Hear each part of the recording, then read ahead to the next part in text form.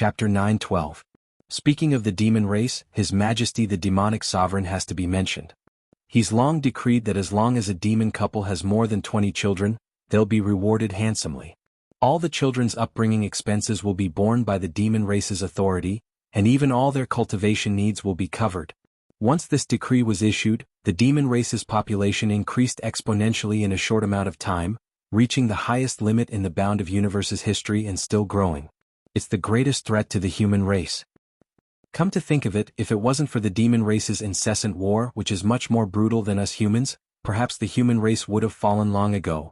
Seeing the world in chaos and the demons coming at any moment. Who knows when we'll wake up, the entire city will already be filled with the demon race's soldiers.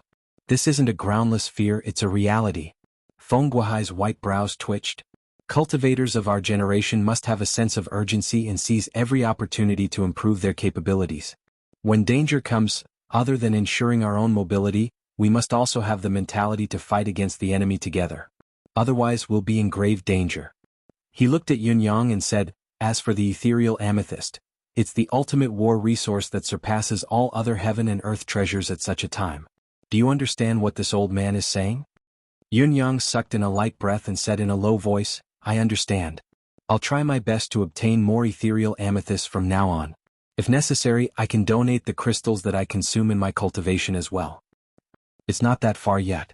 Your cultivation base is also of utmost importance. There's no need to be so cautious.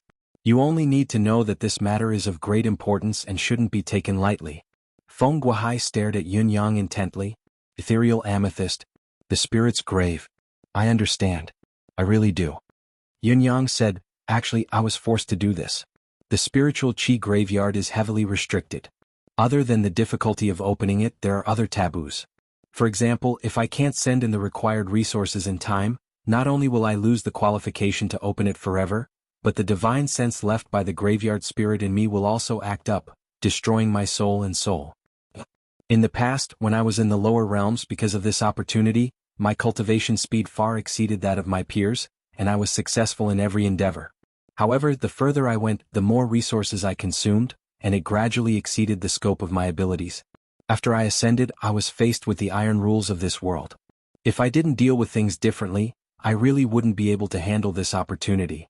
So, I could only use any means necessary to obtain help. Only then would I be able to continue living. Feng Guohai sighed softly. You're honest? I thought that it was rare for your cultivation base to reach the pinnacle of honor at such a young age. However, if you had a large amount of ethereal amethysts as a supplement, your progress would have been too slow. Now, it seems that you've paid a considerable price for this rare opportunity before you ascended. It's actually within reason. Everything in this world has its pros and cons. Such an ancient legacy must come with similar restrictions. Moreover, the spirit's grave that you've come into contact with has an earth-shattering presence inside. His survival is most likely due to your feedback. That's why we're benefiting from each other. He smiled and said, however, no matter how unscrupulous you were, as long as the spirit's grave truly exists, you're a meritorious subject. Your contribution will be remembered for generations to come, and your merit will be immeasurable. Yunyang understood and replied, I understand. However, Elder Feng, my original intention is still to remain in the dark. Feng Guohai guffawed. As long as the news is true, this old man promises that you'll be the Sacred Heart Palace's top secret from now on. We'll never allow such a secret to be known by others, be it the demon race or other forces of the human race. Yunyang smiled. Thank you, Elder Feng. It's worth it. Feng Guohai smiled back. His smile was especially meaningful at this moment. From the beginning to the end, Feng Guohai's words and expression did not reveal the slightest hint of suspicion or sharpness in his deific consciousness. Everything about him was like an amiable old man chatting with his juniors. There was not the slightest hint of anger in his demeanor. In spite of this, Yunyang and Shi Wuchen knew it very well. How could Feng Guohai not have the slightest suspicion? How could an experienced martial artist like him believe a few words from someone else so easily? The more he kept his composure, the more likely an experienced martial artist would react. The reason why he did not even use the most basic detection of his deific consciousness was because he wanted to be careful. If Yunyang was useful, he would not leave any excuse to prevent Yunyang from turning against him in the future. On the other hand, if Yunyang was useless and Feng Guohai turned against him, it would be a matter of life and death. Compared to the ability that this old man had displayed recently, the so-called Supreme Cloud and Supreme Sword were not even on the same level. They could easily be killed without a fluke. This was something that everyone was well aware of and extremely clear about. For whole days passed. On this day, the sky above the General Commerce League's shop of rare treasures of the world appeared abruptly. A massive and inexplicable aura descended from the sky. In an instant, the entire Dongye city fell into a deathly silence. Colorful clouds appeared in the sky, thousands of auspicious rays of light. It was a unique phenomenon that occurred when high-level cultivators of Royal Saint and above did not conceal their whereabouts when they traveled.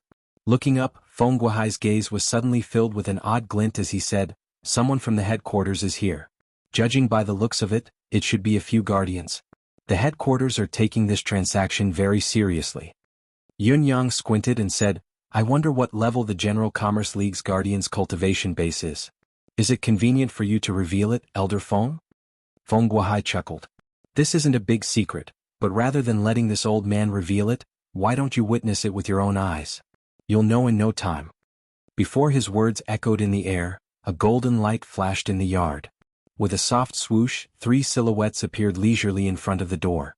The moment the trio's faces appeared, Feng Guohai shuddered. Unusually surprised, he hurried out to welcome them. "I didn't expect Vice Chief and the 2 guardians to come personally. Feng Guohai, please forgive me for not going out to meet you." "Forget it." The tall and sturdy Deputy Alliance Master waved his hand and laughed. "If we were to come, you wouldn't be able to welcome us from afar even if you wanted to. What's the point of pretending? Let's get down to business. Is the matter you reported true?" Feng Guohai smiled as well. "Vice Chief, you're as straightforward as usual, but I've confirmed it." "What's the point?" "It needs confirmation from the higher-ups." The 2 protectors were both wearing snow-white robes with 3 golden threads on their sleeves and collars. One of them had snow-white hair and beard, but his face was as smooth and glossy as a baby's. There was a warm smile on his face. Chapter 9:13. Well said. Is this Brother Yun Yang Brother Yun? The Vice Chief laughed and said, "I'm Lang Fantian, known in the martial world as the Heaven-Flipping Palm. I'm the General Commerce League's Vice Chief. These 2 are the core guardian elders of the League. This is the immortal Xiao Yushu, and this is the iron-faced judge of life and death, Gu Jiuxiao. Brother Yun, Brother Shi, the 3 of us greet you." To be able to enjoy the honorable position of the General Commerce League's Deputy Chief, he was a person of high status and power. Now, facing Yun Yang and Shi Wuchen, 2 nobodies in the martial world, he did not lose his manners at all. He was magnanimous and magnanimous. At the very least, this was beyond Yun Yang's expectations. Yun Yang thought to himself, indeed, the more authoritative a person is, the more they won't put on airs easily. It's difficult for those who act like they're the best in the world to climb to such a high position. The brainless high-ranking people commonly seen in novels are all made up. They're not even worth mentioning or laughing about. Yun Yang replied hurriedly, "We brothers are honored by your presence, Vice Chief. We feel honored but at the same time terrified. We've long heard of Vice Chief and 2 old seniors. It's our honor to meet you today." Haha, Lang Fantian laughed boldly and strode forward saying, "Let's talk in the room. Guohai, follow me." "So it's true?" Lang Fantian looked at Feng Guohai in the secret chamber. "At least, from this subordinate's point of view, there's a 60 to 70% chance that this is true." Feng Guohai said cautiously, "There aren't many people in this world who dare to joke with us with their lives while staying in the General Commerce League." Lang Fantian nodded slowly. "That's right. If it's fake, I'll lose my life. Besides, the ethereal amethyst isn't fake either. It can be used as proof." He stood up and said, "We'll leave the city tomorrow and find a quiet place to see if the spirit's grave is real or not, to confirm if it's real or not. Yushu, you'll be responsible for probing with your deific consciousness. Jiuxiao, you'll observe with your soul. Just do your best, don't force yourself. If something feels off, prioritize your own safety. Don't act recklessly. If it's true, the person behind the spirit's grave must be extraordinary." "Alright, this subordinate understands." Yun Yang was waiting in the living room. With a flash of golden light, Lang Fantian, Xiao Yushu and Gu Jiuxiao appeared before him. The trio stared at Yun Yang with widened eyes. Yun Yang could only feel 3 unusually strong forces trapping him. It was as if he could not move an inch. His heart raced, but his expression remained the same. Lang Fantian grabbed Yun Yang's wrist and said with a smile, "Brother Yun, let me take a look at your physique. Don't mind it. This is the first time I'm asking about the ethereal physique. I'm rather excited to see it." Yun Yang laughed and said, Of course. You don't have to be so polite, Vice Alliance Master. He had bragged about his ethereal body, so it was only natural that others would want to prove it. This was something that could not be denied. In fact, Feng Guohai had been holding it in for a long time, allowing Lang Fantian to verify it personally. Xiao Yushu and Gu Jiuxiao's hands reached out at the same time. 3 gushes of mystical qi flowed around Yun Yang's meridians on their own. When they were halfway there, the trio's expressions changed abruptly. As they looked at each other, they could see the extreme delight in each other's eyes. I'm afraid it's really the ethereal physique. It's so different from an ordinary person's physique. Lang Fantian's expression was filled with an unbearable itch of eagerness as a strange gleam shot out of his eyes. A 3rd-level pinnacle of honor. In terms of cultivation base, it's merely mediocre. Even with his young age, he's only below average among the Bound of Universe's noble families and sect's disciples. However, if he's really just ascended and his cultivation base is cultivated in the lower realm, it's extremely rare. Xiao Yushu nodded and said, "That's right." Although his mystical qi cultivation base is only at 3rd-level honor pinnacle, the width and toughness of his meridians are comparable to 4th-level Saint pinnacle. The fullness of his dantian is unprecedented. This is the first of its kind among the Bound of Universe's cultivators. It's not an exaggeration to list it as an individual. Gu Jiuxiao's expression was cold, but his voice was filled with fervor as he said, "What's more, there's no impurities in this child's body at all. It's all congenital qi. He even has the ability to reject useless and messy spiritual qi. It's distinctly different from the mystical qi that we've channeled into him. It's truly a sight to behold. If this is the ethereal physique, it's true." Lang Fantian thought about it for a moment and said faintly, "That's not all. This child once said that his cultivation base mostly came from the ethereal amethyst's assistance. However, any heaven and earth treasure, no matter how divine it is, the user's body will always have a limit. Even a rare treasure like the ethereal amethyst is no exception. However, this child's body, meridians, qi, and blood don't have any hidden problems. This has already proven the uniqueness of his physique. The ethereal physique must be true." The 3 of them stood up at once, their gazes unprecedentedly fervent. The ethereal physique. There was actually such a thing as the ethereal physique. Even in the Bound of Universe, such a physique that had yet to be passed down to the legends was an exceptional physique that only appeared once in a million years. It could be said to be a supreme physique among supreme physiques. It was unique and rare. Based on this alone, even if Yun Yang's information about the spirit's grave was false, they could not simply kill him.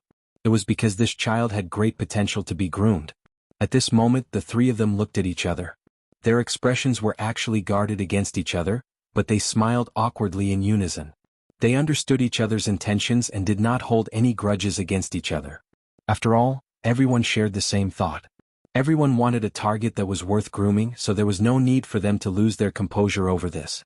Even if this Yun Yang is lying this time, I have to keep him alive and take him in as my disciple. This child is worthy of inheriting my legacy, Lang Fantian thought to himself. No matter what happens after this, I'll take him in as my last disciple. I'll teach him everything I know without holding anything back, Xiao Yushu thought to himself. Gu Jiuxiao frowned and asked abruptly, "Yun Yang, are you willing to be my disciple?" The other 2 were only thinking about it but had yet to act on it. Gu Jiuxiao, on the other hand, had asked the question right there and then. It was straightforward.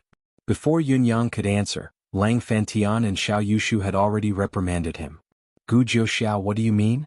Xiao Yushu's tone was stern, as if he was ready to draw his saber at any time. "Gu Jiuxiao, let's get down to business first." Lang Fantian was obviously using his authority to oppress Gu Jiuxiao. "Don't you dare abuse your power for personal gain. You can't distinguish between master and disciple."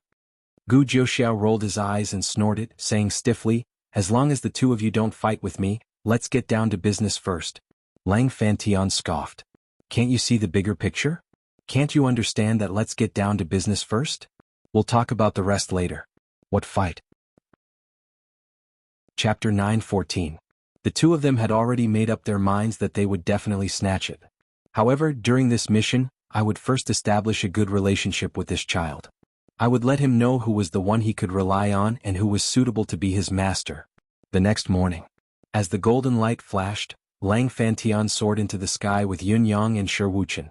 Behind them, the ever-aging deity Xiao Yushu and the iron-faced judge of life and death, Gu Jiuxiao, rose together. Feng Guohai followed closely behind as well. At a place where Yunyang and Shi Wucheng could not see, Feng Guohai's speed was no slower than Xiao Yushu and Gu Jiuxiao's. His cultivation base was profound and unfathomable. It did not take long for the six of them to arrive at a mountain shrouded in a sea of clouds. Clouds surrounded them, obscuring their vision, but the three experts dared not be negligent. They extended their deific consciousness to the maximum. There was no sign of life within 1,000 miles. Brother Yun, I'm sorry. We've always wanted to verify the spirit's grave's authenticity. Please forgive us. Lang Fontien's attitude was still amiable. In spite of it, the three of them were looking at Yunyang with greed in their eyes, sending chills down Yunyang's spine. Do these three have some special hobbies? Why are they looking at me like that? This young master is handsome, suave, a fine young master in this turbulent world, a beautiful young man. It's only right. Yunyang was all smiles, not at all bothered by it. Under everyone's watchful eyes, Yunyang sat with his legs crossed and channeled his mystical qi and deific consciousness with all his might. Emmy, on the other hand, was already waiting in the space. This time, Emmy's true form was needed to handle the situation. Both Emmy and Yunyang were extremely cautious. This step was also the most crucial step in Yunyang's entire plan. It would not be an exaggeration to say that it was related to success or failure. After all, Yunyang did not expect that not only the spirit's grave, but the ethereal amethyst as well as himself had also been targeted by the other party. The other party could not wait to swallow him whole. Lang Fantian stood with his arms behind his back, facing the sea of clouds with composure. At least he looked relaxed and at ease, but he was actually fully focused. His divine sense was like smoke, but he paid attention to everyone's every move. Indeed, he was not only monitoring Yunyang but also observing the entire situation. With Yunyang's insignificant cultivation base, it was destined that he would not be able to cause much trouble. There were only two paths left, the real one and the fake one. In other words, there were only two paths, life and death. What Lang Fantian wanted to observe was whether the others could be trusted other than Yunyang and himself. Although on the surface the people who came this time were the most loyal to the General Commerce Alliance, if the spirit's grave really existed, then the huge benefits might be able to sway someone's resolve. Wealth was enough to move people's hearts, not to mention such a huge benefit. Therefore, what he needed to do now was to ensure that everything that happened next would be foolproof. All the hidden dangers would be strangled in the cradle. Xiao Yushu's deific consciousness quietly spread out as well, forming an empty zone that formed a deific consciousness barrier. Then he slipped his deific consciousness into Yunyang's deific consciousness. Even if one were to look across the entire Shenhuang world, there were only a handful of people who could do this. In fact, they could be counted on one's fingers. In spite of this, Xiao Yushu's unique cultivation method was unique, the 1,000 transformations illusory deity. It could be transformed with a thought, without any difference. Of course, the process would cost him a lot. After all, he was using his own deific consciousness to imitate the target's deific consciousness, so it was not a trivial matter. However, the matter was grave now. Even if there was a cost, it could only be done. This was also because Xiao Yushu's cultivation base was shallow, only at the level of honor. If the target was Shi Wucheng, Xiao Yushu might not have dared to sneak in so recklessly. He would have to make more preparations to prevent any potential danger. Gu Jiuxiao, on the other hand, did not move, his deific consciousness did not seem to have been unleashed. There was no movement at all, but his primordial spirit had left his body soundlessly, observing Yunyang's soul ripple from another dimension with a mystical power. The joint surveillance of the three parties could be said to be everywhere, and there was nothing they could not detect. At least, to these three people's knowledge, there was no one in this world who could escape their surveillance. At this moment, Yunyang's mystical qi had been channeled to its limit. Emmy's branches and leaves danced in his deific consciousness space as its vines rose and fell slowly. Blurry thoughts were sent out endlessly. With a flash of saber light, Yunyang had cut his finger. Fresh blood gushed out and splattered into the misty clouds of the mountain. Emmy's energy was activated, outputting at its maximum capacity. Xiao Yushu, who had already spread his deific consciousness around, was the first to sense it. At this moment, he seemed to have come into contact with a strange deific consciousness that was unstoppable and unfathomably deep. At the same time, he had disguised himself and blended in with Yunyang's deific consciousness. A strand of his deific consciousness that was advancing was clearly separated once it was touched by this strange deific consciousness. Then, a gust of eerie force directed his deific consciousness directly to the endless darkness. It felt like he had suddenly lost control of his body when he was in midair. It was exactly the same. Furthermore, Xiao Yushu could clearly tell that if his deific consciousness were to fall like this, it would definitely shatter into pieces. Once that happened, he who had lost his deific consciousness would be reduced to a walking corpse. Xiao Yushu cried out, exerting all his strength to retrieve the deific consciousness that he had released. Fortunately, Yun Yang's cultivation base was still shallow. The deific consciousness that he had imitated was only a small portion of his own, so he managed to retrieve the dying deific consciousness without losing it. Even so, the moment the deific consciousness returned to his body, he was drenched in cold sweat like a waterfall. He panted heavily, his face pale. Finally, the massive deific consciousness sent back an unusually dissatisfied aura. Dissatisfied. The more Xiao Yushu thought about it, the more terrified he felt. That's a saint-level pinnacle expert that's dissatisfied with me? What should I do? Lang Fantian turned around, his gaze sharp. What's wrong? My deific consciousness has been stripped, thrown out. It was a close shave, a close shave. Xiao Yushu murmured, his eyes blank. Did Yun Yang strip you out? Lang Fantian frowned. Absolutely not. Xiao Yushu was certain. Yun Yang doesn't even know that I've snuck in. This force is another mysterious force. The feeling that this force gives me, it seems, like what? Lang Fantian rolled his eyes. Like, more powerful than the Hall Master. Xiao Yushu was drenched in cold sweat. His gaze was darting around in panic. Where is the expert who can sweep through the world? Is he looking at me? Will he punish me for my offense? Will he take my life with a wave of his hand? Lang Fantian felt a chill run down his spine when he heard the words. He was so frightened that his soul almost left his body. He was not feeling well. More powerful than the Hall Master. Lang Fantian was drenched in cold sweat. I didn't feel tired writing 4 chapters yesterday, but it's tiring to write 4 chapters consecutively today. I've also received a critical hit today.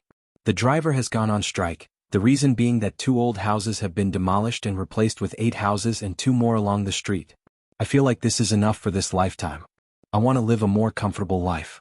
I'm walking home looking at my one and only house, thinking about 10 years of hard work. My feelings are suddenly complicated and I'm extremely depressed. F***ck nowadays a driver is so much more comfortable than a boss and richer. I think I'm the only boss in the whole of China. Chapter 9:15. What Temple Master? Who else could the Temple Master that Xiao Yushu mentioned be other than the Temple Master of the Sacred Heart Palace? What kind of level could the person be if Xiao Yushu could clearly feel that he was more powerful than the Temple Master? It was an unimaginably terrifying level. At this moment, Gu Jiuxiao let out a scream as if he had seen a ghost. His entire body began to tremble and his face contorted in pain. His body was covered in sweat, and his face was as pale as paper.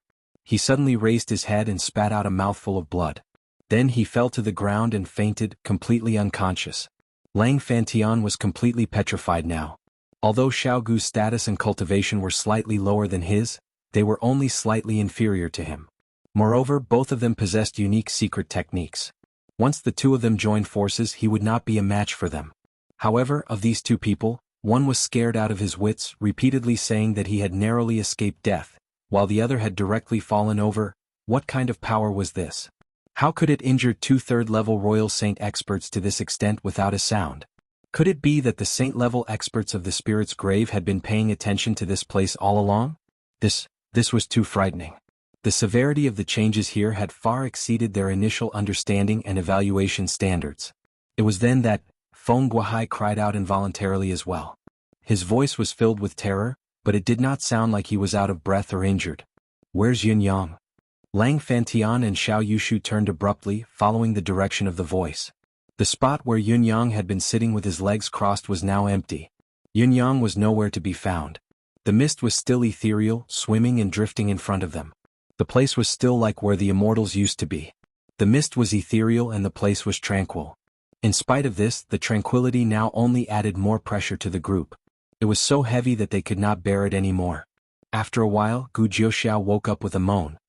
His eyes were still filled with terror as he said in a trembling voice, "It's too scary. My energy of soul, it's actually been partially devoured." As he spoke, he spat out another mouthful of blood, looking extremely weary.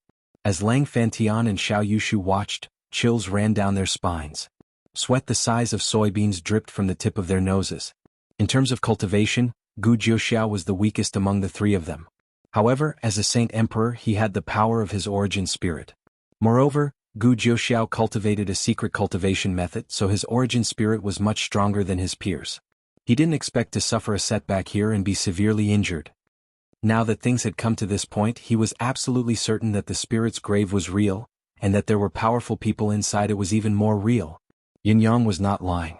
He didn't even have a 10,000th of the strength of the mysterious and unfathomable expert in Dao Jin.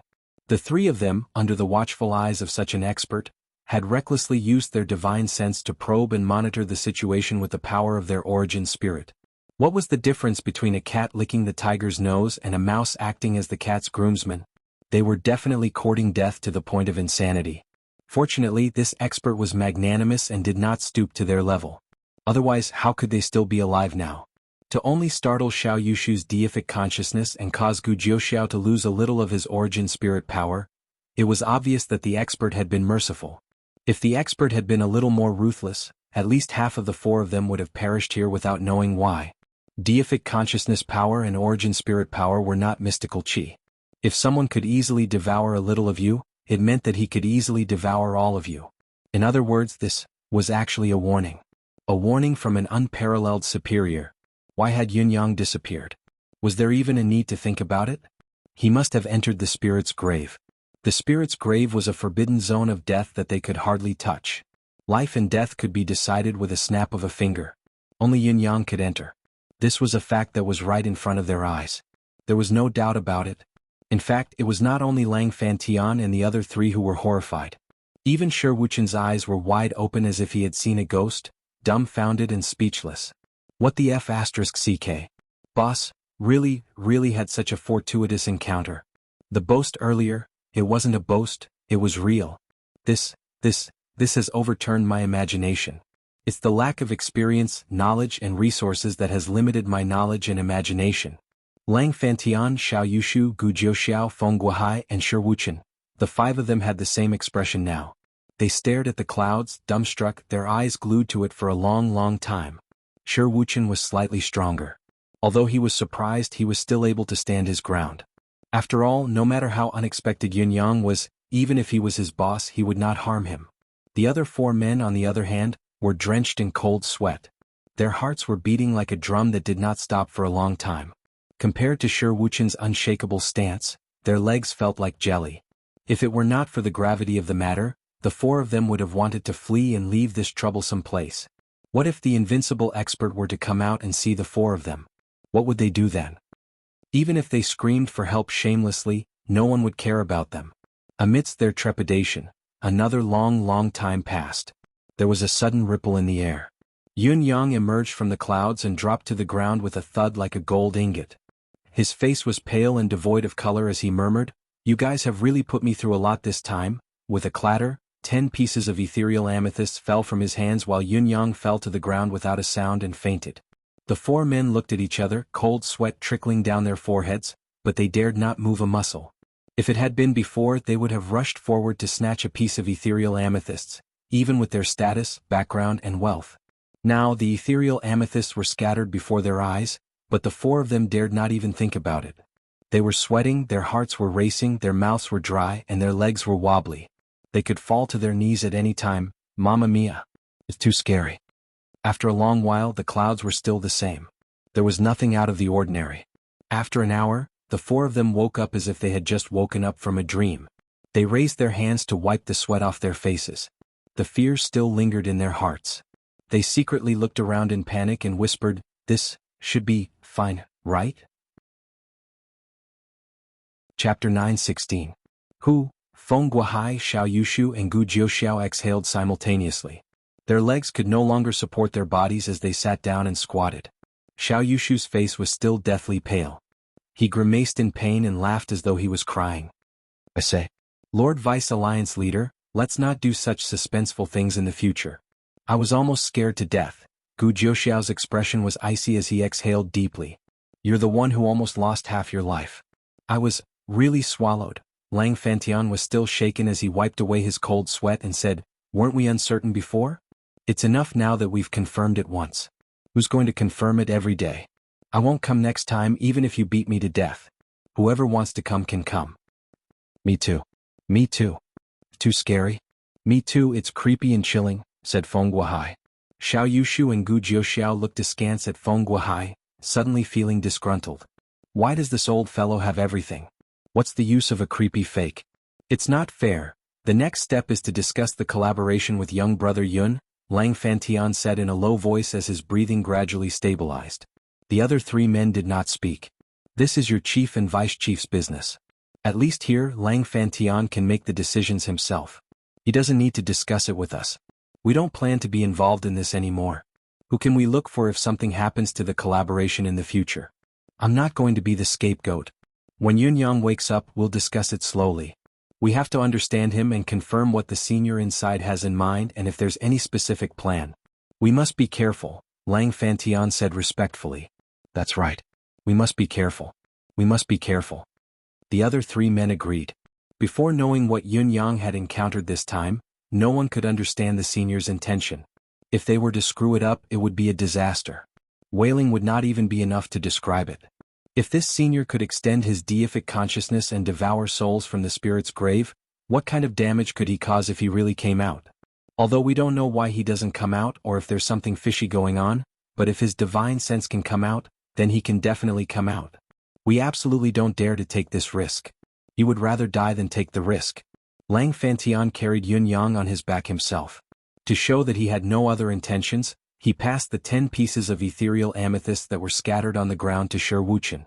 The group then left this terrifying territory hastily. Before he left, he turned his head back to take a look, but it was still quiet. There was nothing. There are no more traces of the spirit's graveyard? However, all of them could feel a pair of eyes staring coldly at them from within the thick fog. However, when he turned around, he broke out in a cold sweat. In the deific consciousness space, Emi was waving its vines around, teasing the 4 white Isenjiji. Its leaves were so green that they were almost black. Felt so good. The divine sense power and soul power that he had accidentally swallowed today were much purer than before. It would be great if he could swallow more. It wouldn't be too much even if he had 8 to 10 of them every day. It was too bad that he had slipped away with a swoosh. I really can't swallow any other energy, but deific consciousness power and soul power, the more the better. I can eat you up bit by bit. Wah! With another flash of golden light, the group had returned to the General Commerce League. Yun Yang was still in a coma, unconscious.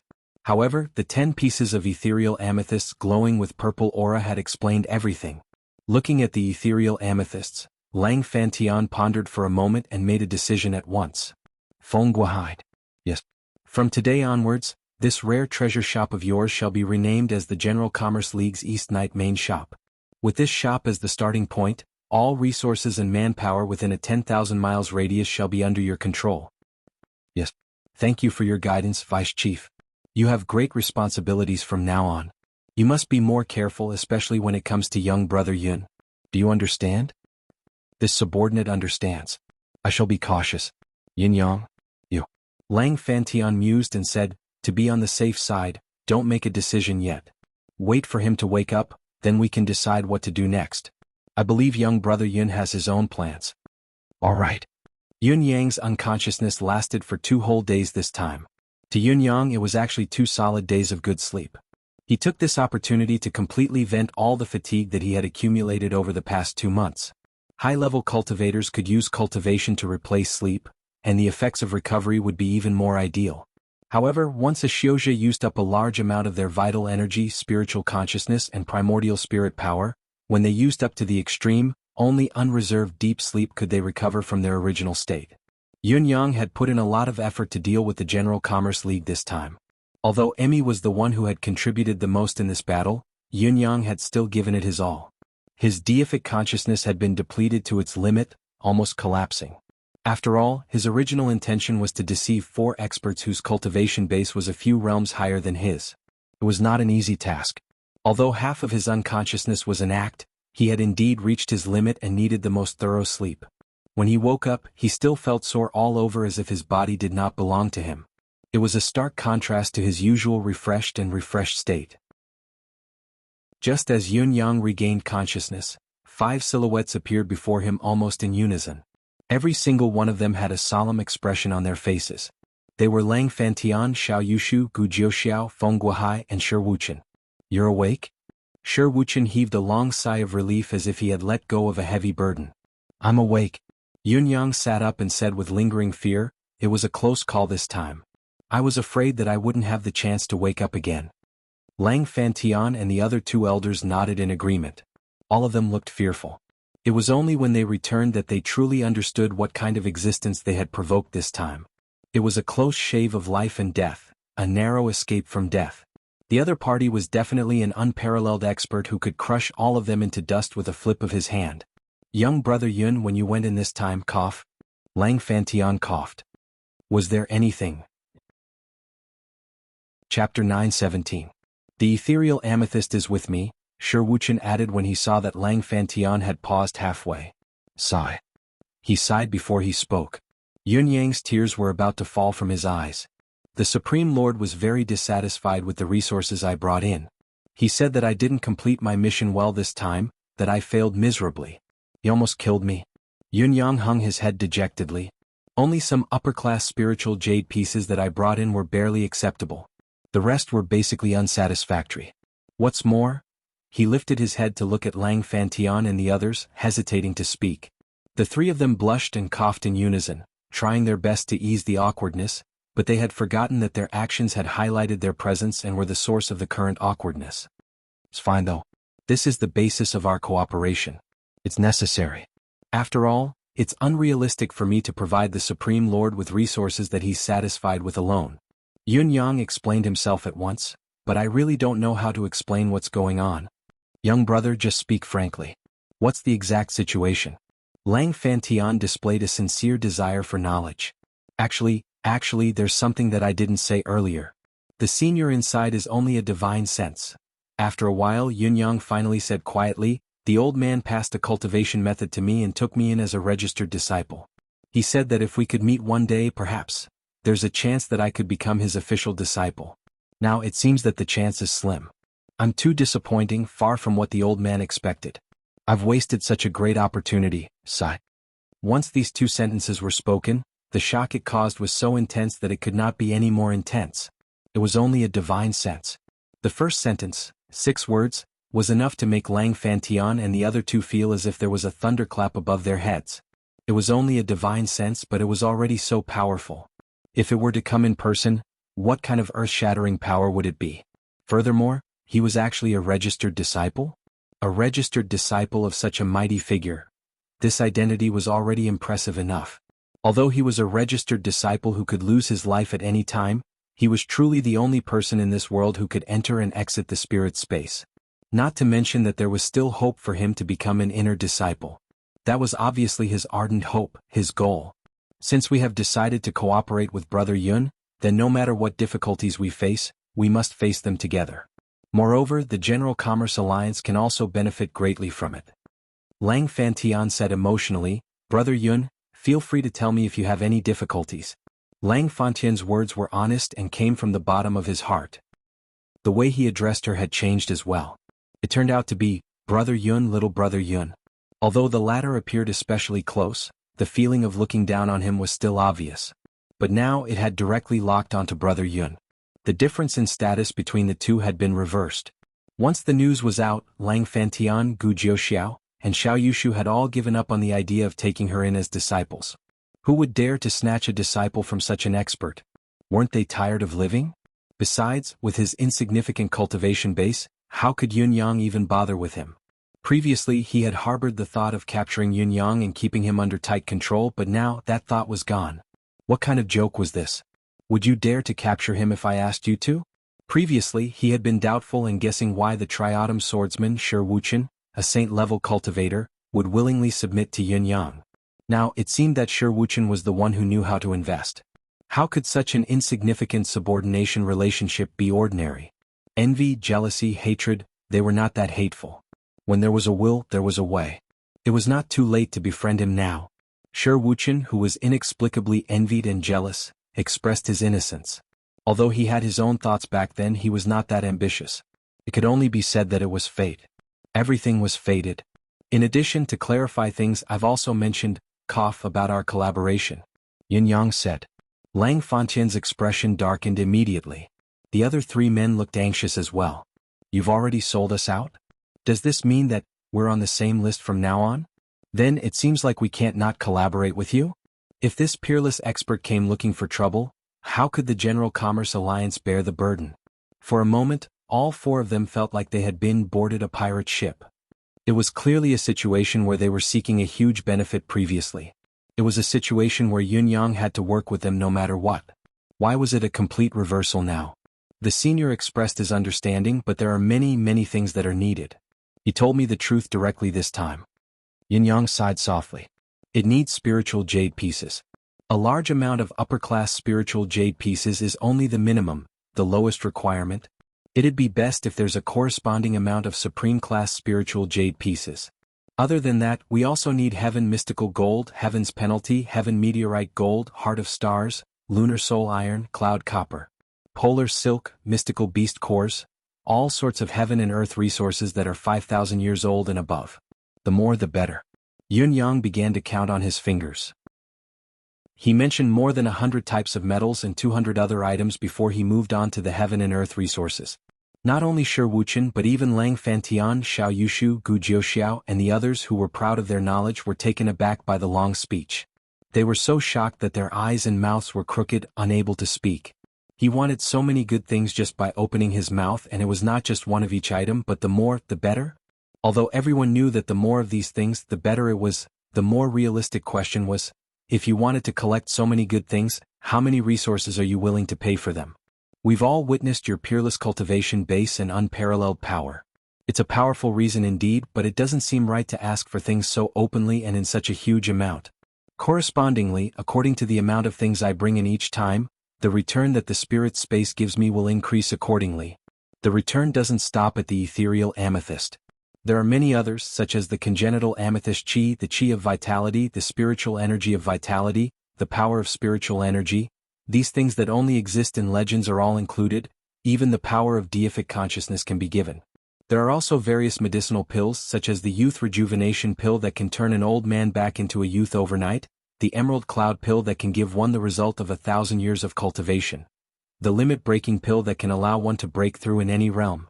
There are even various divine weapons and weapons. After Yun Yang's lengthy speech, he chuckled bitterly. It's a pity that I haven't gotten any good things other than the ethereal amethyst. These are all from the Supreme Lord, basically equivalent to hearsay.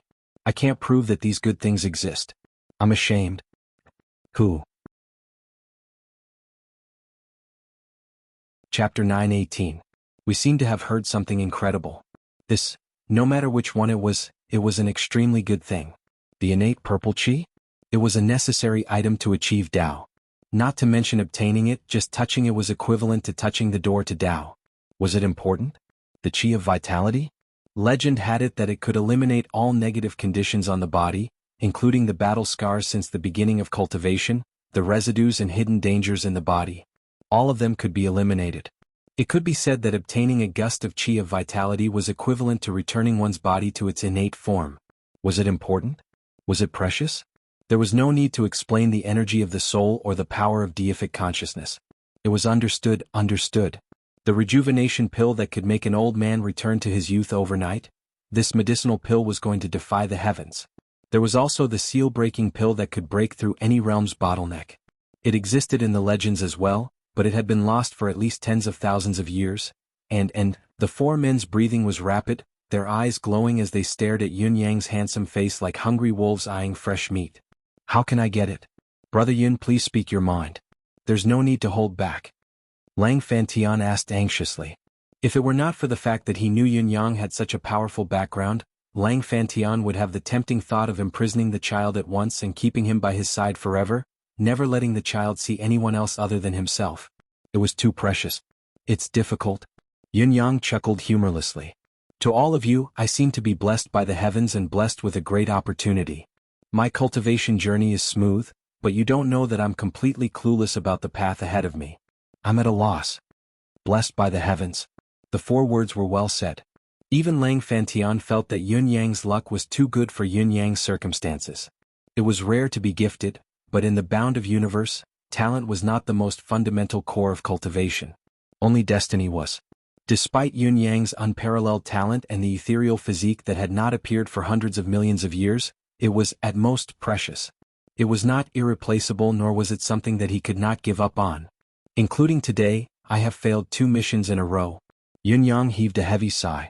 Therefore, the requests from the Supreme Lord's deific consciousness are increasing, almost several times more than before. How can I fulfill them with my meager wealth? Among the requirements, high-grade and even supreme-grade spiritual jades are only the most basic requirements. There are many other requirements. Among them, there's even one that I find the most inconceivable and clueless about: destiny. Yun Yang's expression was miserable. Oh my luck. How can one obtain something as illusory as fate? Providence? Does the item that Senior needs include providence? That's right. The luck that His Honor mentioned didn't go into the details. He only said that regardless of whether it's the luck of a sect, a country, or a plane, there are no taboos and we can all collect it. Yun Yang said, but how can this world's providence be so easily obtained? Even if I exhausted all my efforts and wealth to establish a sect, how can I obtain more celestial luck banners? Without the celestial luck banner, how can we talk about luck? Lang Fantian frowned upon hearing Yun Yang's words, speechless for a moment. This was indeed a difficult problem. Even the General Commerce League itself only possessed a middle-class celestial luck banner. After years of hard work and increasing experts, there was only a glimmer of hope. Hoping to obtain an upper-class celestial luck banner in next year's competition was already their limit. It was also a time when they needed providence, so they were powerless and had no intention to share it with Yun Yang. After all, the General Commerce League was only a business organization, not a supreme sect. Although the League had many experts with high cultivation base, some of them were even comparable to gold-class celestial luck banner sects, let alone upper-class celestial luck banner sects. Many of them came from upper-class sects or gold-class palace. But there were many experts who came from high-rank sects or golden-level palace. They only held positions in the Merchant Union and were not part of the Merchant Union's own battle power. Once the sect related to their origin was involved, they could be attacked at any time. Therefore, while Lang Fantian could understand Yun Yang's current predicament, he did not have a solution. Naturally, he was stunned and helpless on the spot. In order to continue this opportunity, I can only choose to establish my own sect, even if I have no other choice. Yun Yang chuckled dryly. But there are only the 2 of us in the sect now. There's also a major domo who's not in charge of combat.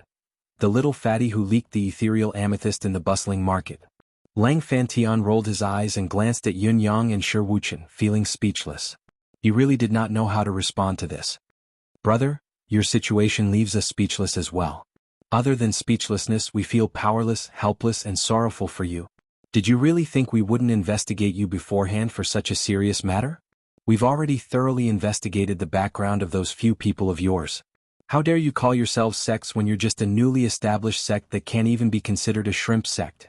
Any group in the martial world has more people than you, let alone sects.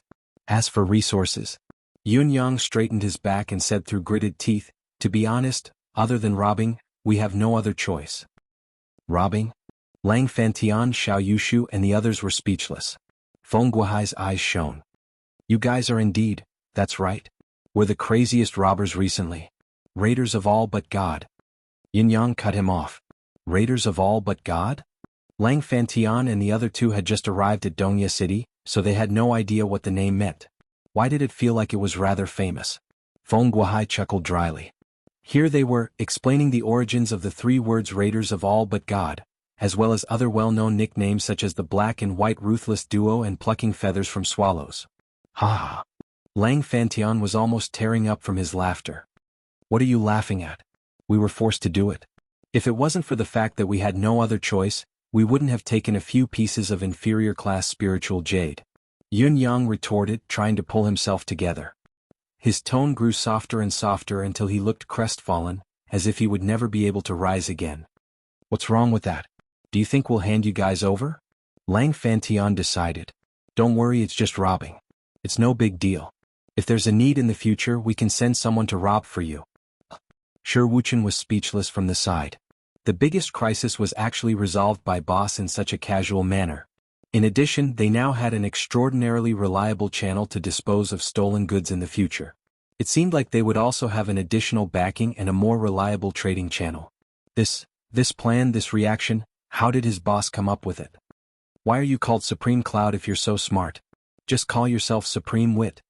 Glancing at the 10 pieces of ethereal amethysts on the table, Shi Wuchen suddenly remembered something.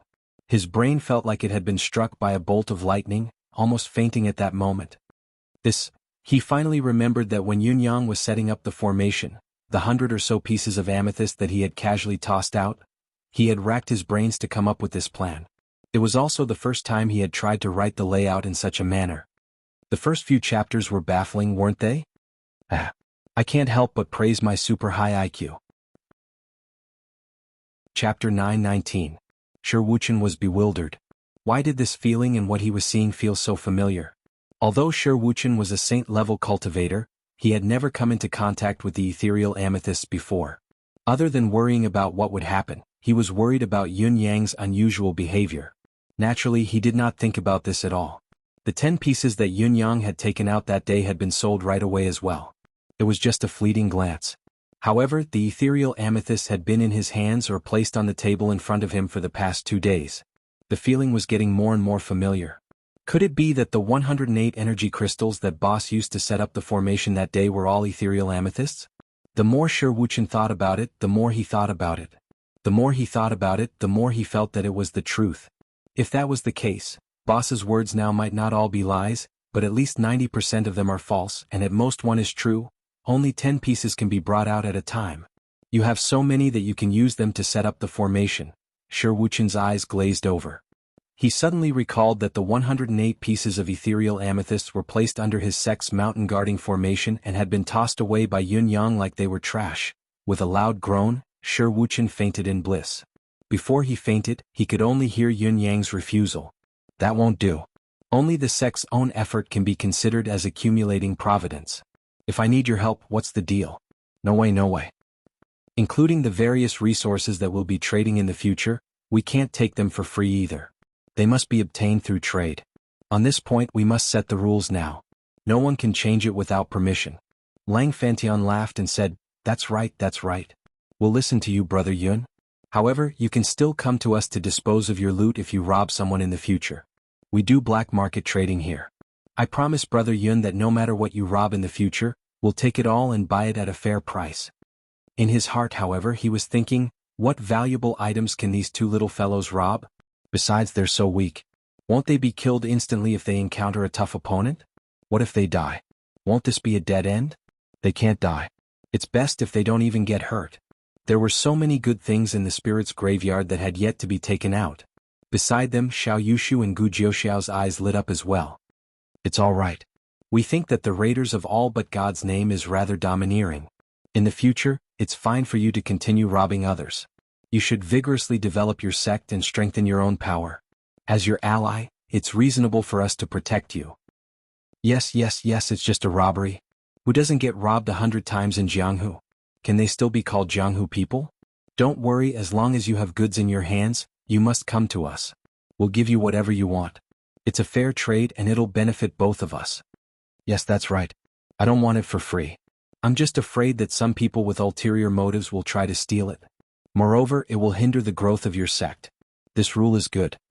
Feng Guohai pondered and said, why don't we station someone in Yun Yang's sect to receive the resources at any time?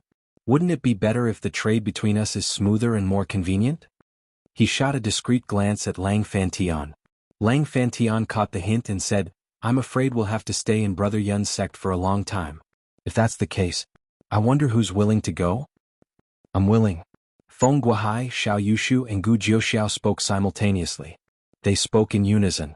Then the three of them looked at each other, sparks flickering in their eyes. How good of an opportunity was this? They would be able to see anything good right away. The pavilion closest to the water enjoys the moonlight first, and the flowers and trees facing the sun enjoy the early spring. This was a great opportunity in a different sense. All of them were not young anymore, they needed it. Lang Fantian rolled his eyes. F***ck, if your father isn't the deputy chief, I'd want to go too. Do you three old things think I don't know what you're planning? Do you want to be rich just like that? How can I let you have your way? Why don't all of you go? Lang Fantian decided right away. If there were only 2 of them there was a possibility of colluding, but 3 of them, 2 guardians and a shopkeeper, their standpoints were different. Then I'll send 2 more people to take turns with you. Lang Fantian was still worried, so he added. Feng Guohai thought about it and said, I'm afraid it's still not enough. I'm afraid you'll have to reconsider this matter, Deputy Chief. In the future, our transportation, receiving of goods, this route, I'm afraid it'll be noticed sooner or later. By then, our forces here will be too weak. Lang Fantian glanced at Feng Guohai approvingly and said, Old Feng, you're far-sighted and thoughtful indeed. How about this? When I go back, I'll ask the chief to let me bring the 8 Vajras here personally to guard Dongye City. He sighed softly. This is a serious matter. It's related to the future of the General Commerce League. It's only right for me to work harder. The 3 of them rolled their eyes at the same time. He was the deputy chief after all. His thoughts were truly honorable and righteous. His words made it sound like he was making a huge sacrifice. However, whoever comes over after you go back has nothing to do with us anymore. We have to be responsible for Yun Yang's safety here anyway. That's enough. We're already in a favorable position. As for whether you, Deputy Chief, can snatch this assignment in the end, it'll depend on your capabilities. After all, there are still 6 deputy chiefs of the same rank as you. Now that the matter was settled, it was time to implement it. The group breathed a sigh of relief. Lang Fantian turned and finally noticed something. Why did this fellow faint? When did he faint? Yun Yang glanced at Shi Wuchen, who was unconscious on the ground and could not help pursing his lips. This fellow has been unconscious for half a quarter of an hour. You 4 experts have only realized it now. I'm feeling aggrieved for my supreme sword. How little sense of existence I have. Under everyone's watchful eyes, Yun Yang and Shi Wuchen poured out everything they had plundered from their spatial rings. They looked at the huge warehouse that Yun Yang had requested earlier and watched the items piling up bit by bit. They watched as different types of resources slowly piling up, growing denser and more messy. Then the first warehouse was full, the second warehouse was also full, and then the third warehouse. The corners of Lang Fantian, Xiao Yushu, Gu Jiuxiao, and Feng Guohai's mouths twitched as they watched.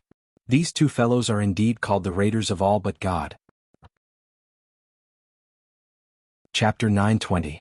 Not only were there all kinds of goods, but there were also the logos of various sects and aristocratic families. Roughly speaking, these 2 fellows had robbed at least 7 to 8 sects that had celestial luck banners. Among them, there were logos of middle-class green celestial luck banners. As for aristocratic families of various sizes, there were countless of them. It would be difficult for any of them to escape. As for the sects without celestial luck banners, their logos were even more colorful and dazzling. They've robbed at least 100 sects here in Jishi? Lang Fantian's eyebrows were twitching. This is, they live up to their reputation. They're insane indeed. Xiao Yushu was dumbfounded. He had seen a lot of robbers and even encountered a lot of robbers, but he had never seen one as crazy as this. It was understandable that the high-end goods were valuable, but what the hell were those lower-class spiritual jade pieces that were dumped out? The sky was 9 feet high and the feathers of a swallow were plucked. There's no punishment other than heaven. Everything else has been robbed. Gu Jiuxiao grabbed a small box that contained the most valuable item that Yun Yang had plundered this time. It was a 10,000-year-old snow ginseng. Logically speaking, although a 10,000-year-old snow ginseng was rare, it was not something that was too rare. Saint emperors like Gu Jiuxiao would not be interested in it. The reason why Gu Jiuxiao wanted it was because the small box was even more extraordinary. It was not that Yun Yang failed to recognize the treasure and acted like he had bought the casket and returned the jewels. The small box itself was not valuable, but there was a golden celestial luck banner symbol printed on it. It was the symbol of the Sacred Heart Palace. These 2 fellows had even robbed the Sacred Heart Palace's goods. Their boldness could no longer be described as simply audacious and insane. Feng Guohai's gaze was fixed. Could this be the Sacred Heart Palace's? Feng Guohai's voice trembled. Yun Yang said uncertainly, It can't be. Why would the Sacred Heart Palace's goods be escorted by 2 people with such low cultivation bases? I'm guessing it's an imposter. Besides, it's just a 10,000-year-old snow ginseng. Its market value isn't even comparable to a piece of ethereal amethyst. Lang Fantian said blankly, Brother Yun, your focus isn't right. The reason why Gu Jiuxiao had gotten his hands on it was not because of the items in the box, but because the goods themselves belonged to the Sacred Heart Palace. Who in the entire territory would dare to touch the goods that were marked with the Sacred Heart Palace's logo? The escorts would never have to worry about the goods being harmed. No matter where they went, they would receive gifts, they would even receive gifts along the way. Wherever they went, they would receive gifts. This had always been a lucrative job, so why would there be a need for powerful martial arts? Everything is fate, everything is an accident, a coincidence. Lang Fantian felt a surge of powerlessness in his heart. Only you, a newbie who has just ascended like you who doesn't know anything at all, would be so bold. It's fortunate that the other party isn't any good. If it were really an expert from the Sacred Heart Palace escorting you, both of you would be dead with a wave of his hand. At the end of his speech, Vice Alliance Master Lang could not continue and could only let out a long sigh. Indeed. A newborn calf is not afraid of a tiger. His luck is even greater. His sigh was filled with a peculiar emotion that said, "The world is unpredictable and life is like a dream. I really didn't expect it." "What do we do then?" Yunyang asked. "We've already taken it. Can we still return it?" "Already taken it?" Lang Fantian said weakly. "Then, we can only pretend that we don't know about it. Illegal goods." As he spoke, he glanced at Xiao Yushu, Gu Jiuxiao and Feng Guohai. The warning in his gaze was exceptionally obvious. Xiao Yushu pursed his lips, his expression sour. Suddenly he said decisively, "I think this snow ginseng is of good quality. Why don't you consume it now, Vice Chief? It'll be greatly beneficial." Lang Fantian was close to tears when he said, "Is this all right?" Gu Jiuxiao said, "This snow ginseng is indeed a superb heaven and earth treasure. If you consume it now, Vice Chief, your cultivation base will increase by at least 50 years. This is a good thing that's hard to come by." "Good thing?" Lang Fantian stared straight at him. "Then why aren't you eating it? I think it's better for you to take advantage of it." The corners of Gu Jiuxiao's lips twitched as he said, "With Vice Chief here, it won't be my turn. I dare not overstep my boundaries." "If I really eat it, you," Lang Fantian said, "I'm relieved that you've said so. I order you to eat it now. Your increase in cultivation base is also an increase in the General Commerce League's ability. We're subordinates in name, but we're no different from brothers. It's the same if you eat it and I eat it." Gu Jiuxiao clutched his stomach, looking pale as he said, My stomach hurts." Suddenly he ran out, clutching his stomach. He vanished in the blink of an eye. His disheveled state did not bear the demeanor of a royal saint expert at all. Lang Fantian turned to look at Xiao Yushu. Just as he was about to speak, the latter covered his head with a pained expression. "My deific consciousness is damaged. I need to go into closed-door cultivation for a few days." Before his words echoed in the air, he vanished with a swoosh. His speed was even faster than Gu Jiuxiao's. Feng Guohai was quick-witted. Before Lang Fantian could look over, he had already spoken quickly. "Why aren't the dishes I've ordered the kitchen to prepare here yet? They're so ignorant. I have to hurry them and supervise their completion." His voice was still echoing, but he was already striding out. Lang Fantian looked at the 10,000-year-old snow ginseng in his hand like he was holding a hot potato, the corners of his lips twitching. After a moment of shock, he suddenly stuffed it into Yunyang's mouth and said, "You've taken it anyway. You should eat it. You've just woken up from your slumber and need nourishment. Young people must cherish their bodies. Don't be careless." Caught off guard, Yunyang almost took a bite out of the ginseng. Fortunately, he reacted in time and kept it in his ring, saying, "Could they come looking for me?" Lang Fantian sighed. The General Commerce League is renowned, but they only possess the green celestial luck banner. Their knowledge of the superior celestial luck banners is limited. Legend has it that the golden celestial luck banner is mystical and unpredictable, ever-changing. Who knows what kind of mystique it has? Eating it on the spot might be the safest solution, but there's also the possibility that eating it won't work. That's terrifying. Yunyang was shocked, quickly tossing the 10,000-year-old snow ginseng to Emmy. "Actually, I'm more inclined to destroy it directly and do so as soon as possible. At the very least, eat it." Lang Fantian sighed. "This is a huge problem." "I know. I understand. We'll take all of these." The corners of Lang Fantian's lips twitched again as he looked at the 2 warehouses filled to the brim. "Including these 10 ethereal amethysts, do you want to convert them into upper-class spiritual jade pieces or something else?" Yunyang thought about it and said, "Convert half into upper-class spiritual jade pieces while the other half into heaven and earth treasures and mystical metals. It'll be better if you can convert them into supreme-class spiritual jade pieces." "All right." Chapter 921. After handing over all the loot, Lang Fantian was still a little worried. "Brother Yun, from now on, You can only work with the General Commerce League. We'll treat you with utmost sincerity. I hope you won't disappoint us. I've made the vow to heaven. Yun Yang chuckled humorlessly. I dare not violate it even if I want to. Ha, we'd like to take a look at your residence of 9 Supremes. Would that be convenient? Lang Fantian was suddenly interested. Exiting the door, he saw Xiao Yushu, Gu Jiuxiao, and Feng Guohai appearing at the door together, smiling sheepishly when they saw Lang Fantian. Lang Fantian scoffed, glaring at the trio with a murderous glare as he pointed his finger at them. All of you, humph, very well, I'll remember all of you one by one. All of you better be careful. If you make a mistake, you will be severely punished. The trio heaved a sigh of relief and chuckled. We've never made a mistake. We'll be more cautious in our words and actions from now on and try our best not to offend you. Cut the nonsense. Let's go. Looking at the bustling construction site of the residence of 9 Supremes, Lang Fantian was dumbfounded. You're using these ordinary workers to build your sect? Lang Fantian looked at Yun Yang like he was looking at an alien. Yes. Yun Yang was satisfied. Isn't the prototype already? The progress has exceeded my expectations. You're a professional construction team indeed. Brother, there's something wrong with your vision now. Lang Fantian spoke in the tone of an experienced man. With your foundation, when the disciples of the sect spar in the future, they'll easily destroy a piece of land if they lose their temper. What can this little place of yours do? Yin Yang chuckled. I'm waiting for them to destroy it. Lang Fantian did not understand. Don't you have to pay for damaging public property? Whoever damaged it would have to pay for it. You'll have to figure it out yourself if you want to ensure that it won't be damaged.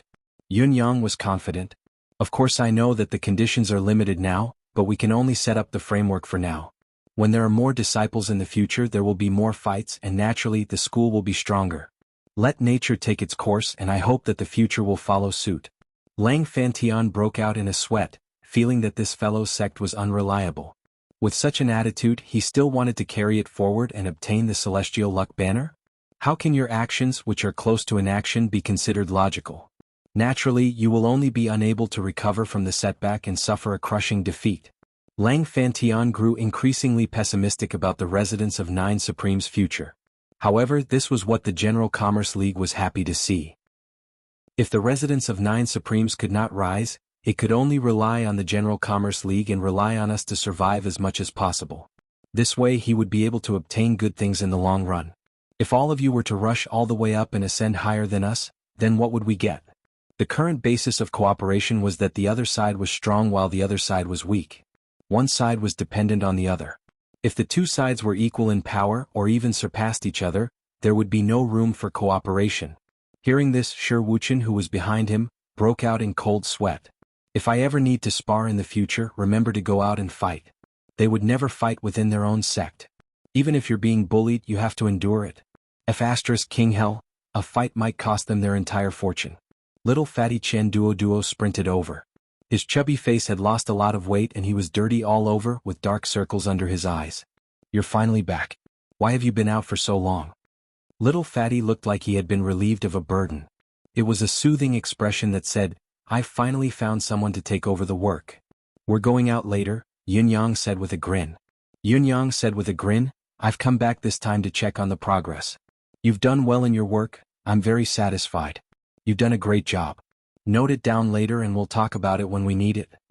Little fatty froze when he heard the words and pulled a long face. Boss, you can't be like this. Are you planning to tire someone to death just because you caught someone who can work? You can't do this even if you want to. Yun Yang frowned and said, I don't think I've said that you're not allowed to look for help. I didn't forbid you to recruit people either. As the major domo of this residence, you have a lot of authority in your hands. There's no need for you to do everything yourself. It's even more necessary to have a group of people under you. However, if you don't look for your own subordinates, do you want me to arrange them for you? Of course, I don't mind if you insist on doing it alone. At most, I'll think that you're a little silly, but I can't say that I'm exploiting you, can I? Little fatty was stunned once again. That was right. Did he have to wait for the arrangement as well? He was the major domo. Which sect or family's major domo did everything himself? Did they not have a lot of subordinates? All they had to do was be in charge of organizing and dispatching. It was really not that difficult. In spite of this, he suddenly felt that his hard work during this period of time was rather undeserved. The location of the base is not bad. It's very organized. Feng Guohai admired the residents of Nine Supreme's base. From now on I'll stay in the valley over there. It's only 10 miles away from the residence of Nine Supremes. As long as I'm careful, I won't be noticed. Upon hearing Feng Guohai's words, Xiao Yushu and Gu Jiuxiao were deep in thought as they looked at the flourishing school. Perhaps the residence of Nine Supremes still looked rather crudely built, but its layout was vaguely grand and majestic.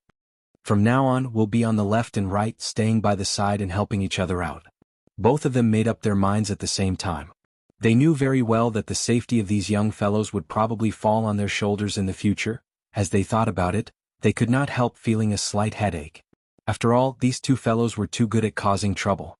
Not only did they cause a shocking amount of trouble, but the quality of the trouble they caused was terrifying as well.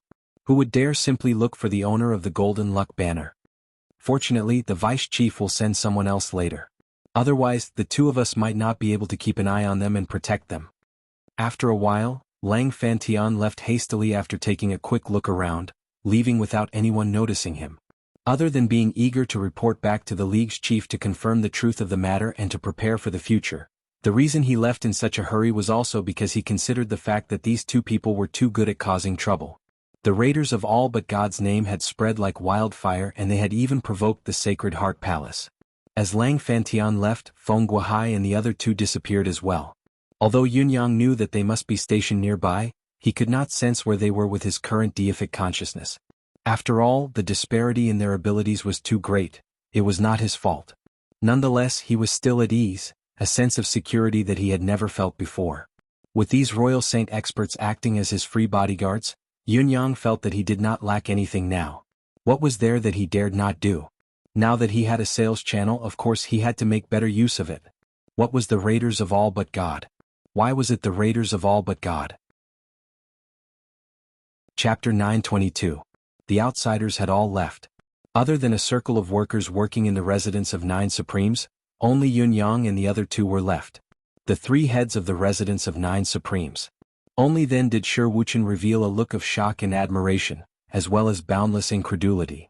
At least he had some experience, so he carefully sent a telepathic message to Yunyang. "Boss, did you plan this from the very beginning?" Yunyang was finally relieved. He nodded slowly and said faintly, "Do you think that all of this is a coincidence? Do you think it's so easy to get such a large batch of illegal goods? Even if it's done this time, what about the rest? Is this the only one you're going to rob?" Shi Wuchen's eyes almost popped out of their sockets. At this moment, he suddenly felt an unprecedented admiration for himself. He admired the wise decision he had made earlier. It was truly wise of him to join the residence of Nine Supremes in a moment of recklessness. Too brilliant. Too smart. The admiration he had for his new boss from the bottom of his bones was like the rising tide of the sea, endless and turbulent. Thinking of Yunyang's step-by-step plan, from nothing to a series of seamless actions. First, he took out the ethereal amethyst to attract the attention of various forces. Then he took the opportunity to establish a sect, but he did not do anything about it, leaving little Fatty in charge.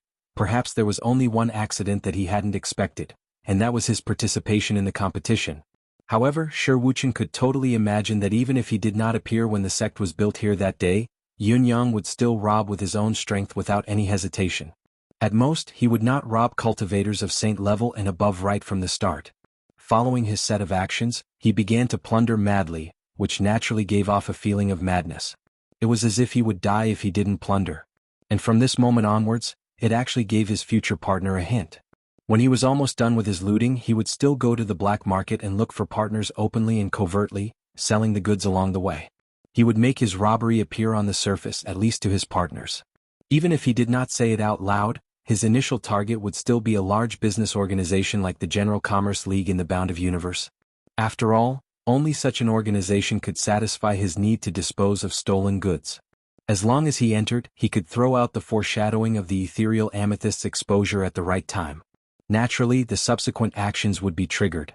Any merchant force with the slightest bit of foresight would give up on a peerless treasure like the ethereal amethyst, which would then lead to the subsequent hidden chess piece, the spirit's grave. He used this so-called spirit's grave to tie the target merchant association to himself. The General Commerce Alliance, which was supposed to be a great danger to the robbers, suddenly became their protection. From now on, There would be no hidden dangers and robberies, and their safety would be more guaranteed. They would be able to dispose of stolen goods without any obstructions, and they would even be given so many free bodyguards. Kill many birds with one stone. What's wrong with boss's brain? Why is he called Supreme Cloud?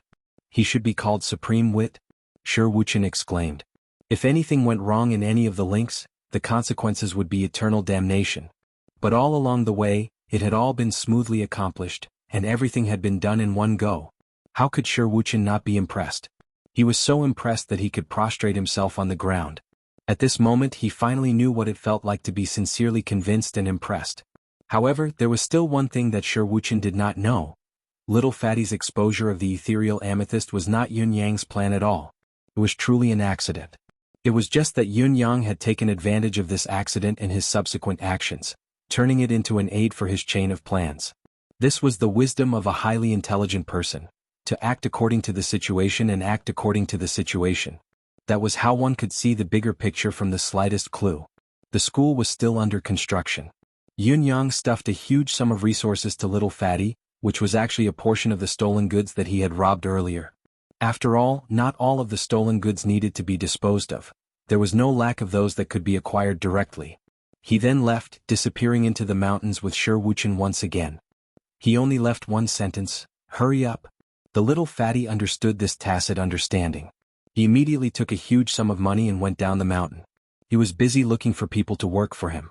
Qian Duo hired thousands of people to join the school's construction project.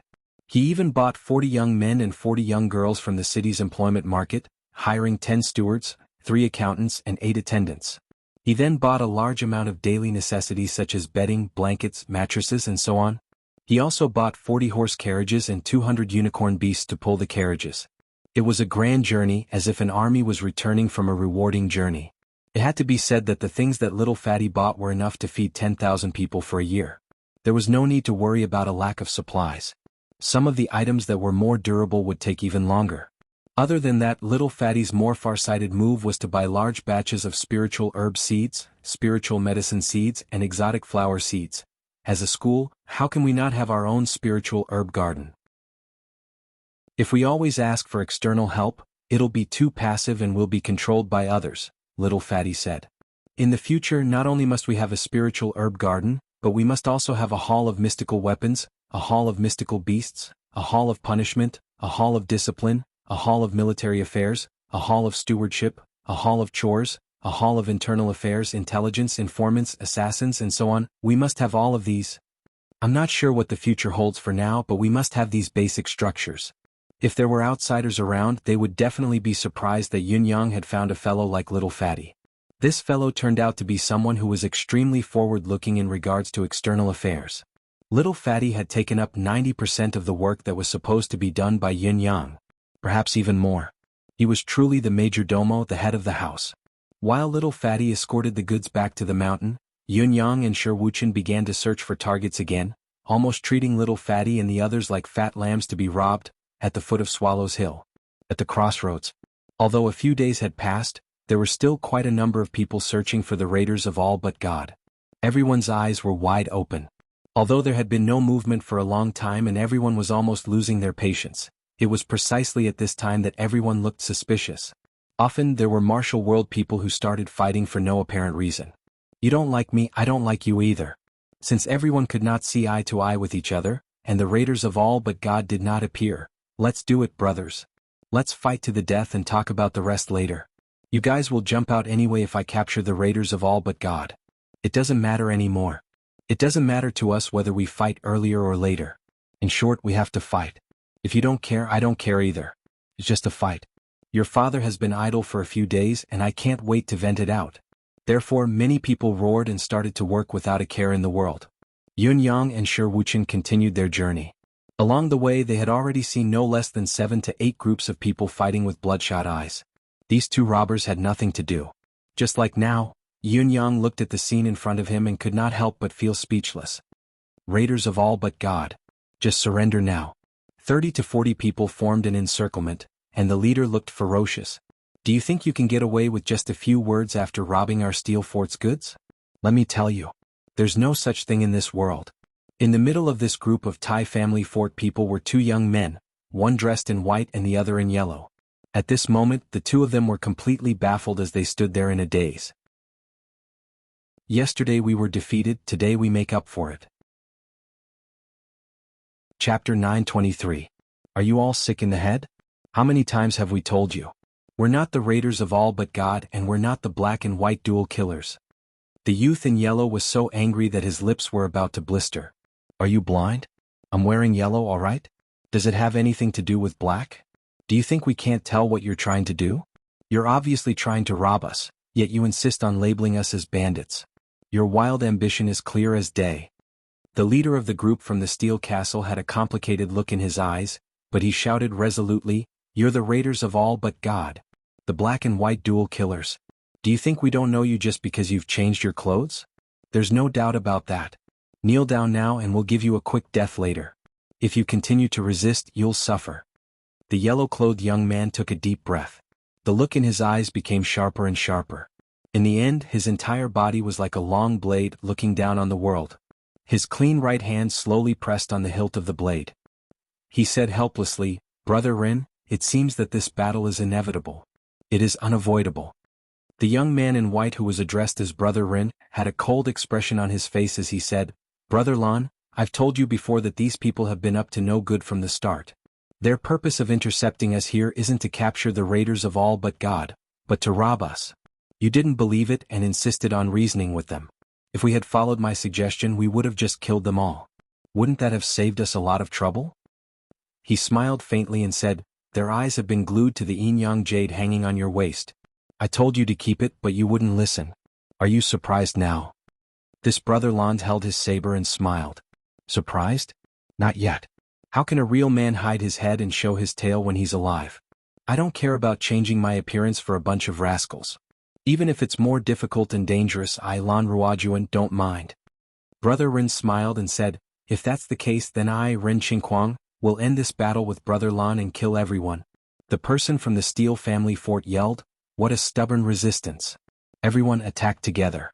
Kill this raiders of all but God, kill the black and white double ghosts." 30 to 40 people swarmed forward. Sword chi and saber light instantly soared into the sky, killing in all directions. Both sides clashed in an instant, but Lan Ruojuan's saber shone brilliantly. Wherever the saber light passed, blood spurted into the air. 2 heads had already flown away along with the saber light. Lan Ruojuan's saber light was like snow, his yellow robe fluttering in the wind like a pink chrysanthemum blooming endlessly in the air. A flower bloomed here and there. Every time a flower bloomed, at least 2 heads would fall from their necks. There were no exceptions. Beside him, streaks of cold flowing light appeared and disappeared unpredictably. The killing power of the cold flowing light was not inferior to the saber light. Every time it flashed, a person's throat would be pierced. Blood spurted out like a fountain, spraying continuously. As the flashes of the flowing light became more frequent, the number of people whose throats were pierced increased as well. The crisscrossing lines of blood in the air grew denser and denser. Such a unique swordsmanship was able to kill people, but the lines of blood continued to spurt out from their wounds. How domineering. The 2 young men, Lan Ruojuan and Ren Qingquang, flew around in this net that looked like it was weaved from fresh blood, killing without restraint and without mercy. However, the movements of these 2 people were calm and unhurried. Their yellow robes and white robes were spotless from beginning to end. In such a cruel battle, where blood rained down everywhere, not a single drop of blood stained their bodies. It was a marvelous sight to behold.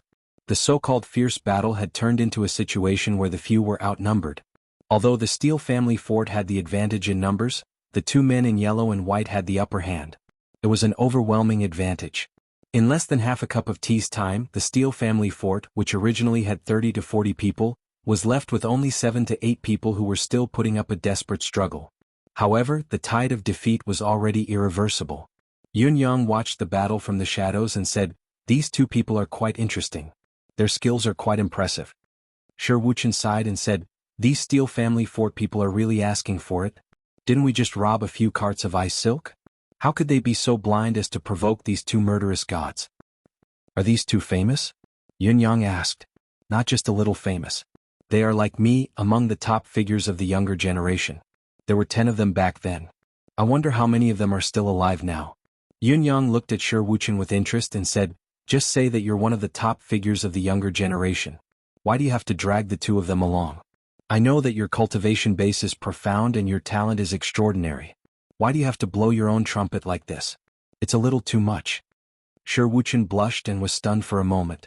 Then he said, full of melancholy, I'm afraid that I'm no longer able to compete with these two. I was severely injured and haven't come out for 3 years. I'm afraid that my cultivation base has been dragged down by them. Yin Yang was intrigued. Why don't you just tell me who the 10 people are? Cultivation base is only a judgment, it's not absolute. Shi Wuchen's gaze was leisurely reminiscing as he murmured, back then, the 10 of us were all young geniuses who had ascended to the saint level before the age of 30. The martial world used to sing songs as a form of praise. Of course, the main reason why the 10 of us were equally famous was that none of us were under the protection of the celestial luck banner. We were either rogue cultivators who didn't belong to the banner in the first place or abandoned disciples who were expelled from their sections. There were also 2 who were orphan disciples whose sects had been destroyed. That's why we're collectively known as the Demiurge Flawed 10. The Demiurge Flawed 10? Yin Yang frowned. Are they physically handicapped? Not exactly. Shi Wuchen said indifferently, the reason why we're named this way is because although we're all geniuses, gifted, we're not disciples under the protection of the celestial luck banner.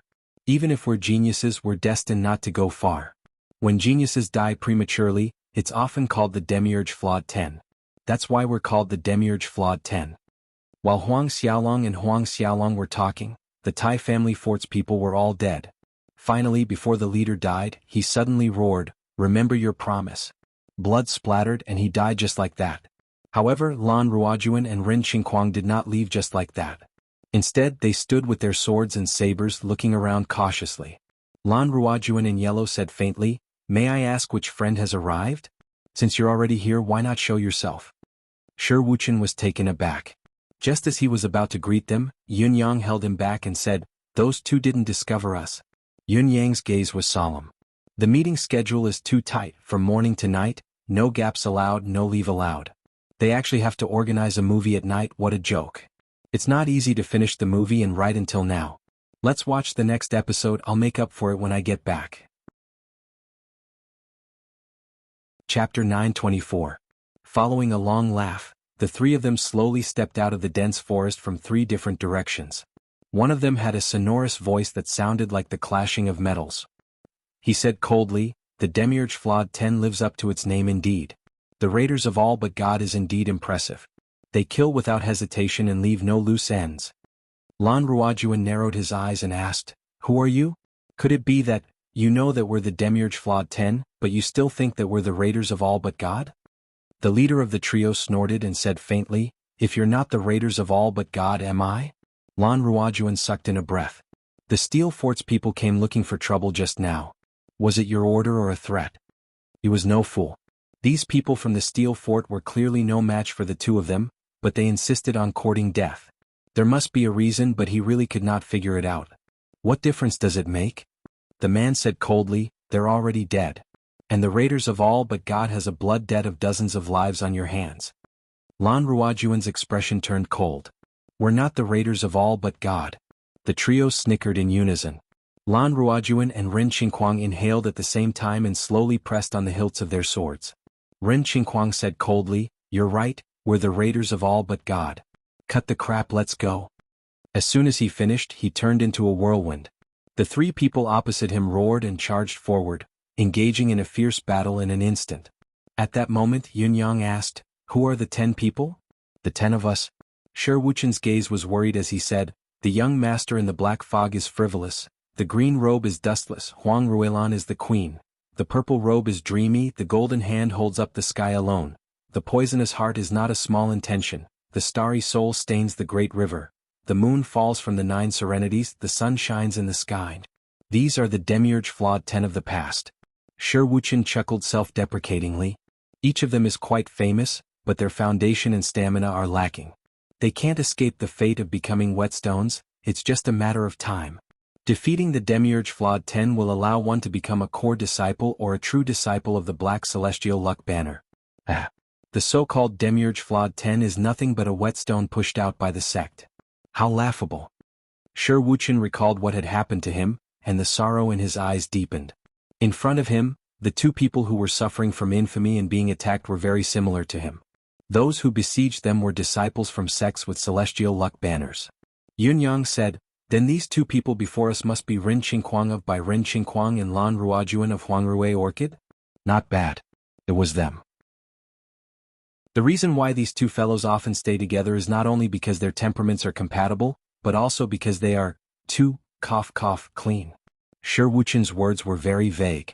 Yun Yang caught the hint and laughed, saying, "You can just say that both of you have misophobia.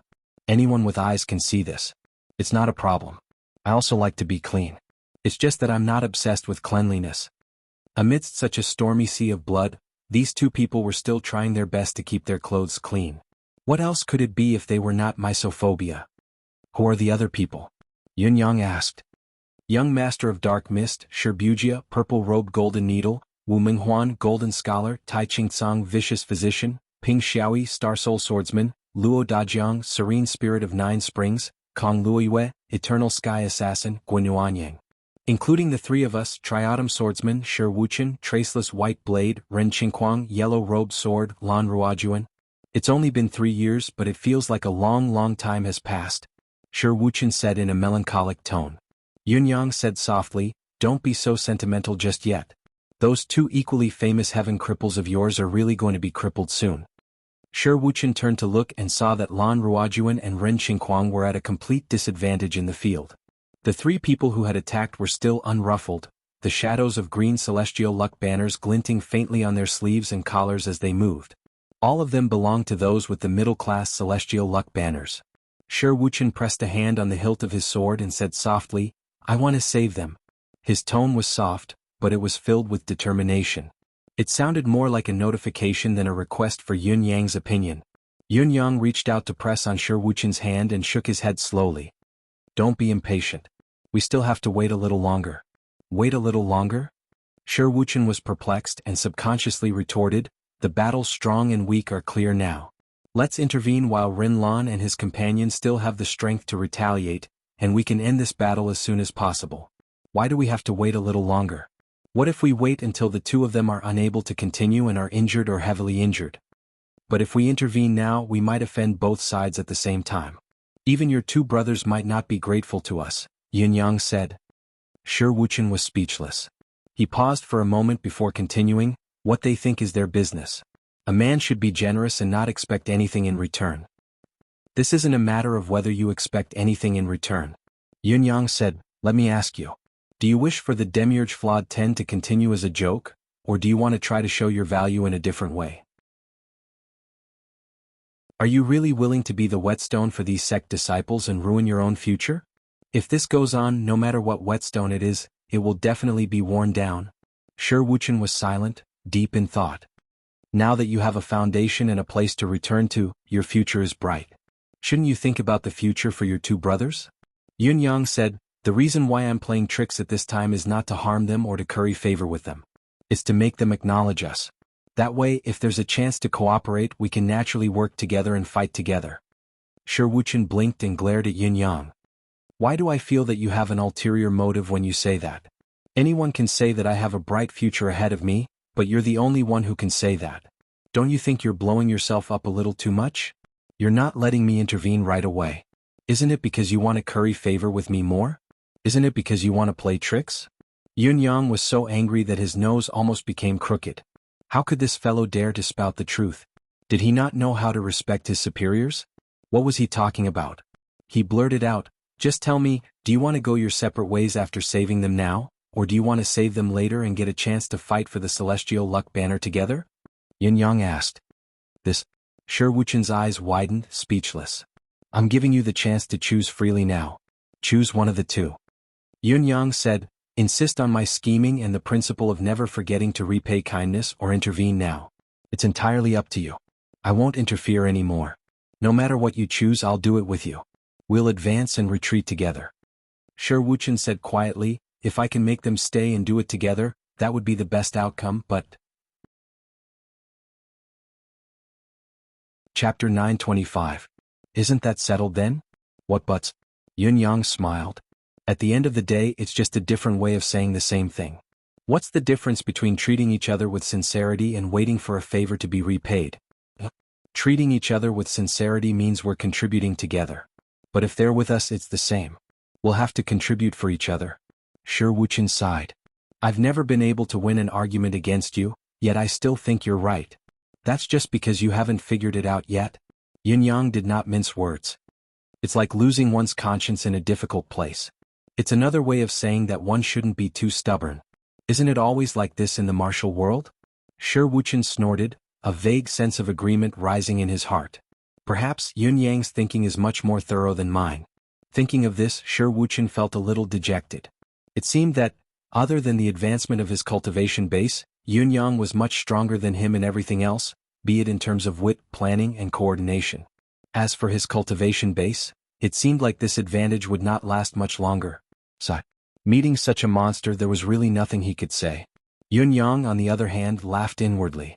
Right now, he was making use of every opportunity and every situation to ensure that he was the absolute leader and leader of this team. Since ancient times, the founder of a sect did not necessarily mean that he would be the most qualified leader of the sect. The founder and the leader. These were two different concepts. Yin Yang, on the other hand, wanted to use his own wisdom and methods to stand out as much as possible in this team, so that the others would submit to him wholeheartedly. Otherwise, it would be difficult to establish his position as the true leader. Not only was he the founder, but he was also the most suitable leader. If the leader refused to submit to the masses, it would inevitably lead to the existence of small groups, and the existence of small groups had always been the biggest threat to a team. A hidden danger that could fall apart at any time. In this process, whether Yin Yang used schemes or played tricks, the premise was to ensure his own position. Situations where he refused to submit to the masses were absolutely not allowed to happen. At the end of the day, his strength was too weak. He could only focus on some minor details for the time being. He only needed to use one or two of his unorthodox methods. As they spoke, Lan Ruojuan and Ren Qingquang found it harder and harder to continue. They were now at a complete disadvantage. Although their teamwork could be said to be superb, their combined cultivation base and strength were too far apart from the other three. They could not turn the tide of the battle in the end. Three of the opponents wielded their long swords. One separated Lan Ruojuan, another suppressed Ren Qingquang, and the third calmly launched a killing blow, successfully sniping at any one of them.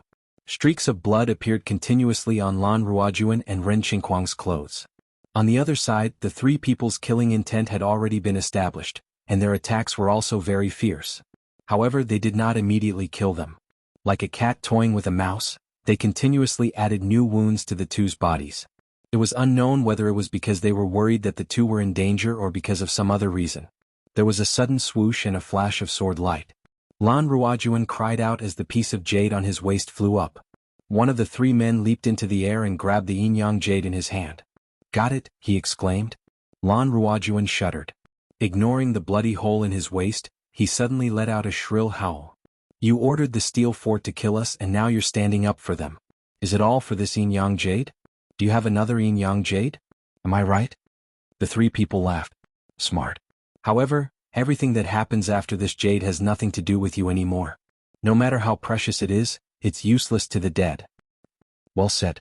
It's not that easy for you to obtain the yin-yang qi of life and death from here. Lan Ruojuan's handsome face broke into a ferocious grin. He suddenly roared, break? Then there was a loud bang. The yin-yang jade that the person had just snatched exploded in his hand, turning into dust in an instant. The person's expression changed, a murderous intent radiating from him. So you still have the yin-yang jade? Ren Qingquang burst into laughter. He waved his sleeve, and another piece of powder of the same quality fell to the ground. He said casually, if we didn't have the concentric jade, Ruojuan wouldn't have hung the yin-yang jade outside to show off. You've been scheming for too long. What? Is it so hard to be disgusted by us once? Ren Qingquang guffawed. There was a tinge of madness on his handsome face. Yin-yang sighed softly. Of course, he could hear Lan Ruojuan and Ren Qingquang's madness and grief. At the same time, he seemed to have understood something. These two young men roamed the martial world with the yin-yang jade on them. They looked like they had precious treasures on them, swaggering through the streets and inviting trouble. However, the reality was that they were using the most extreme method to retaliate against the humiliation that the celestial luck banner sects had inflicted on them, the Demiurge Flawed 10. I brought the yin-yang jade with me. I knew you would come to snatch it. Not only would you come to snatch it, but you would also create a reason to do so. The Steel Fort's men were threatened by you to rob us, so we killed them. But when you came out later, it wasn't robbery, it was killing for the martial world's vengeance. You've perfectly avoided heaven's law. That's why you're so fearless. However, I've brought something else with me that can counter you when necessary. If I can defeat you, you'll be my whetstone instead. Conversely, if I'm no match for you, I'll destroy you immediately. We won't give you what you want. As for what happens next, you can do whatever you want. It doesn't matter even if you want to kill us. We just won't let you have your way. What is this yin-yang jade? How effective is it? Is it very precious and rare? Yin-yang asked softly. The yin-yang jade is an extremely rare and precious resource for rogue cultivators. In fact, instead of calling it the yin-yang jade, it's more appropriate to call it the treasure-seeking jade. This jade is formed by the condensation of yin and yang qi. Once activated, one can detect the heaven and earth treasures within hundreds of feet of this jade as the origin. However, this treasure has a great taboo. If two pieces of yin-yang jade are activated at the same time, they'll be destroyed at the same time. It's probably because the magnetic field constructed by the yin and yang qi collides with the same magnetic field. Yun-yang asked with great interest, does it mean that there'll be a mutual destruction reaction as long as there's more than one piece of yin-yang jade? Shi Wuchen shook his head and said, it's not that absolute. For example, the sect disciples have another way to use it. Other than using one piece, it can be used by 3 pieces, 5, 7, or 9. As long as the number of pieces used is odd, not only will it not destroy the yin-yang jade, but it can also multiply the treasure-seeking effect. However, this method can only be used by disciples who possess the celestial luck banner. It hasn't been implemented by rogue cultivators, so it's still unknown if there are other mysteries involved. Chapter 926. No matter what, the yin-yang jade is a precious resource for rogue cultivators and sect disciples. The more the better. This is what Lan Ruojuan wears on him. However, Lan Ruojuan seems determined to fight to the death. Otherwise he wouldn't have worn the yin-yang jade on him. Shi Wuchen's eyes were filled with an inexplicable pain that he empathized with Lan Ruojuan. Yin-yang sighed again. He had noticed this as well. Yin-yang sighed softly and said, there are indeed too many places in this world that are unfair to rogue cultivators. It's fine if the disciples of sects with celestial luck banners are unfairly compared to rogue cultivators, Shi Wuchen said with grief and indignation. We are not insensible people. Other sects are awesome, but that's because their seniors have sacrificed so much. That's why their juniors have a higher starting point. We are not jealous, nor do we feel that it's unfair. We're just envious and we see it as a goal. These sect disciples, on the other hand, have a higher starting point than us, yet they still suppress and humiliate us. This is what upsets us the most. Yin-yang said slowly, that makes sense. Yes, sect disciples have a higher starting point, but it's what they deserve because their seniors have sacrificed a lot. It's meaningless to complain about it. However, at the same time, if we put in more effort, our descendants will also have the same starting point. We can choose not to bully others, but we can't be bullied by others.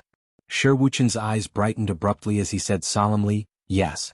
The battle in the field escalated once Lan Ruojuan and Ren Qingquang's yin-yang jade shattered. The 3 middle-class celestial luck banner disciples' wishful thinking had been foiled.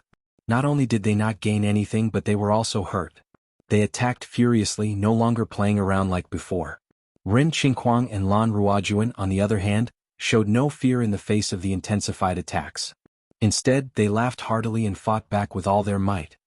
It's always a pleasure to disgust you bastards before I die. Ren Qingquang laughed heartily.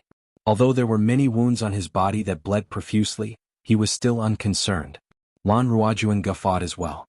With a crack, one of the men's green robes fluttered and his palm glowed with green light as it landed on Lan Ruojuan's back. He said coldly, if that's the case, all of you shall die together. Lan Ruojuan still had room to evade this blow, but he chose not to.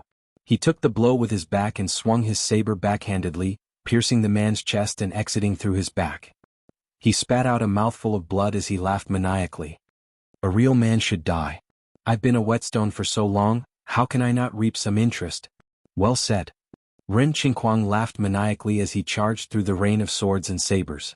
He swiftly chopped off the head of the man who had been stabbed in the chest. The first to fall was one of the 3 disciples with the celestial luck banner. Lan Ruojuan had taken a solid hit, so his injuries were naturally severe. In order to kill his target, Ren Qingquang had braved the attacks of the other two Celestial Luck Banner disciples and charged over. Although he managed to land a hit, he was already covered in wounds and scars. Ren Qingquang's flesh and blood splattered everywhere, but he was still guffawing at the sky. I'm not blessed by the Celestial Luck Banner, but if there's a next life, I'll fight you to the death. I've reaped some interest. It's not enough, but it's a consolation. Ha! Both of them guffawed at the same time. The other two roared furiously, the swords and sabers in their hands flashing even brighter as they slashed at Lan Ruojuan and Ren Qingquang's vitals like lightning. Lan Ruojuan and Ren Qingquang watched as the lethal blades came, but their expressions were calm and amicable as they faced the swords and sabers that were flashing with blood. They roared in unison, "The heavenly Tao is heartless. I'll destroy the Celestial Luck Banner in my next life." Ah! Suddenly, a stunning saber light flashed and cut off the blades of death. A voice rang out, "Since you have such intentions, why bother about the next life? The Demiurge Flawed 10 isn't just the two of you." With two clangs, Shi Wuchen's life-saving saber parried the two men's lethal blades, but his body swayed violently. Green flashed across his face, and a trickle of blood flowed from the corner of his mouth. He stood in front of Lan Ruojuan and Ren Qingquang, not taking a step back. "Shi Wuchen." The two men on the other side retreated as well, shouting, "Shi Wuchen, you can't even protect yourself, and yet you dare interfere with the Emerald Cloud Sect's affairs? You must know that there's a price to pay for sticking your neck out." Shi Wuchen guffawed. "What Emerald Cloud Sect? In my eyes it's just bullsh *t. Lan Ruojuan coughed and guffawed. That's right. Shi Wuchen, your words are exactly what I want." Killing intent flashed in the eyes of the two men from Emerald Cloud Sect as they said in a low voice, "3 of the Demiurge Flawed 10 are destined to be gone today. Since you, Shi Wuchen, are so loyal, it would be a pity if I don't fulfill your wish." Before his voice echoed in the air, another flash of saber light appeared behind his head. This piercingly cold blade light was incredibly fast, so fast that it was difficult to describe. Before that person could finish his sentence, his head had already flown into the air with a soft thud. After cutting off his head with one slash, the saber light did not lose its momentum as it moved on to the other man's shoulder and slashed into him. If that's the case, I'll take more interest. While Shi Wuchen rushed out to save the man, Yun Yang had already transformed into the wind and snuck in through the gap, hiding behind the two men, waiting for the right moment to strike. When the two men had their full attention on the uninvited guest, Shi Wuchen, they naturally did not notice that there was someone waiting behind them. Furthermore, Yun Yang's powers were beyond their understanding. Caught off guard, the first person was decapitated by Yun Yang's saber and lost his life in the blink of an eye. However, these two men were high-level saint-level cultivators after all. Yun Yang's full-force slash had already exhausted its strength when it chopped off one man's head and cut into the other's shoulder. It had only gone a few inches into the flesh, but he could already feel the strong resistance from the bones. Even if he continued to slash downwards, he could only chop off his target's shoulder. He could not go any further and slice his opponent in half. The man with the severed arm howled in agony as he swung his saber back in a frenzy, slashing at Yin Yang. However, it was as if he had slashed at the air, at the gentle breeze. Shi Wuchen raised his saber and charged forward. "Kill." Lan Ruojuan mustered the last of his strength and hollered, "Awesome. Kill." Ren Qingquang's eyes gleamed as he roared, "Kill. Kill every last one of them." The three men in front and the one at the back attacked with all their might, surrounding and killing from all directions. The saber light and the sword shadow almost formed a flawless silhouette of the saber and the sword. Blood splattered everywhere. I've rejected 7 to 8 meetings in this year, and the leaders of the Writers' Association are already very displeased with me. I can't handle the consequences if I don't participate anymore. They call me out for this meeting. I'm helpless as well. I can only blame myself for not preparing a draft beforehand. This is my fault, I'm lazy, I'll reflect on it. So, I'm King bad-tempered. When I finally get to write more, I can't even keep my hair in the doghouse and I'll just post it all in one go. I'm at a loss at the last minute. Before this meeting, I even wrote 4 chapters for 2 consecutive days. If I didn't do that, I wouldn't be in such a sorry state. I'm really speechless at my own character. Chapter 927. The remaining disciple of the Emerald Cloud Sect let out another inhuman howl. Shi Wuchen's sword pierced his forehead, Lan Ruojuan's saber pierced his chest, and Ren Qingquang's sword sliced open his stomach. Behind him, Yun Yang's 3 consecutive slashes were all aimed at the vital parts of his neck. Clang, clang, clang, each slash was aimed at his neck, but it was as if he was slashing at steel. It was not until the 3rd slash that the head was finally chopped off. Before the man died, he howled and stabbed his saber in an almost aimless manner. Coincidentally, it pierced Shi Wuchen's right shoulder, the tip of the saber protruding from the back of his shoulder. The headless corpse swayed for a moment, then suddenly fell forward. The 4 of them heaved a sigh of relief at the same time. Lan Ruojuan and Ren Xingquang plopped down on the ground and laughed maniacally. That felt great. Thank you, thank you. Without any further movements, their eyes rolled back and they fainted at the same time. Their movements were unexpectedly synchronized. Go. Quickly. We can't stay here for long. Yun Yang did not waste any more words and carried the 2 men on his back. Shi Wuchen pulled out the saber from his shoulder and kept it in his spatial ring with a grunt. Yun Yang turned around and took all the spatial rings from the 3 Emerald Cloud sect disciples' hands. Only then did he retreat swiftly into the dense forest. Almost at the same time, the sound of clothes fluttering in the air could be heard from afar. Who's there? However, there was no sign of them. Why are you here? Why are you all here?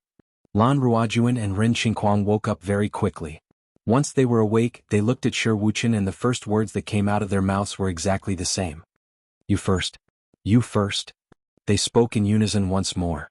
Yun Yang looked at the 3 of them with interest, as if he was enjoying a long-lost memory. At this moment, Yun Yang could feel the camaraderie between the 3 of them. Although it could not be compared to the love between the 9 Supremes brothers or the brotherhood of the 10 court Yama kings, there was still a sense of sincerity. You, Shi Wuchen, have disappeared for 3 years without a trace in the martial world. Looks like you've been doing pretty well. The rumor that you've been severely injured and died is obviously not true. But how would someone as carefree as you know what kind of life we've been living in these 3 years? Lan Ruojuan smiled bitterly. The Celestial Luck Banner competition will begin in another 4 months. What's more, this time is different from the past. Countless sects are restless, either intending to upgrade their Celestial Luck Banners or planning to protect their Celestial Luck Banners from falling. As a result, the participating disciples of the sect naturally went into seclusion, but because of this, there were many empty spots for true disciples. These ordinary disciples with Celestial Luck Banners are like madmen, pouring into the Jianghu and risking their lives to improve their strength. Shi Wuchen sighed. There was no need for him to continue listening at this point. As the saying went, a small clue would reveal a big picture. He already knew about his brother's recent encounters.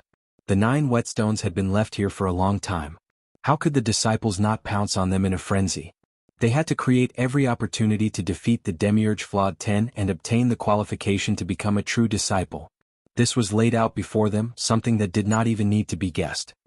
Looks like you guys haven't had a good time recently. Shi Wuchen sighed. It's more than that. The 2 of us are always together, so our situation is still better. Shi Bujia gets beaten up 3 times a day. It's a common occurrence. He can't avoid it no matter how hard he tries. That fellow Ping Xiaoyi is usually cautious and doesn't easily get into fights with others, but somehow he got into a head-on confrontation with a sect and poisoned a dozen of their disciples to death. He's already a target for all. Luckily he did it for a reason. After killing them, he immediately fled thousands of miles away, fleeing for his life. His whereabouts are still unknown. Shi Wuchen was surprised. This fellow usually speaks softly, but his killer is so ruthless. You really can't judge a book by its cover. It's good that his whereabouts are unknown. No news is good news. There's always a ray of hope. What about the others? Lan Ruojuan sighed sadly. Most of the others have the same experience. Perhaps it's even worse. Yun Yang asked curiously, why were the 10 of you chosen as whetstones back then? Don't they have their own standards? What kind of standards did they use to make you whetstones? There has to be a reason for this, right? Lan Ruojuan said sadly, there's something you don't know, brother. Among the 10 of us, there were a few who were once disciples of Celestial Luck Banners, including Wu Minghuan and Tai Qingtsang.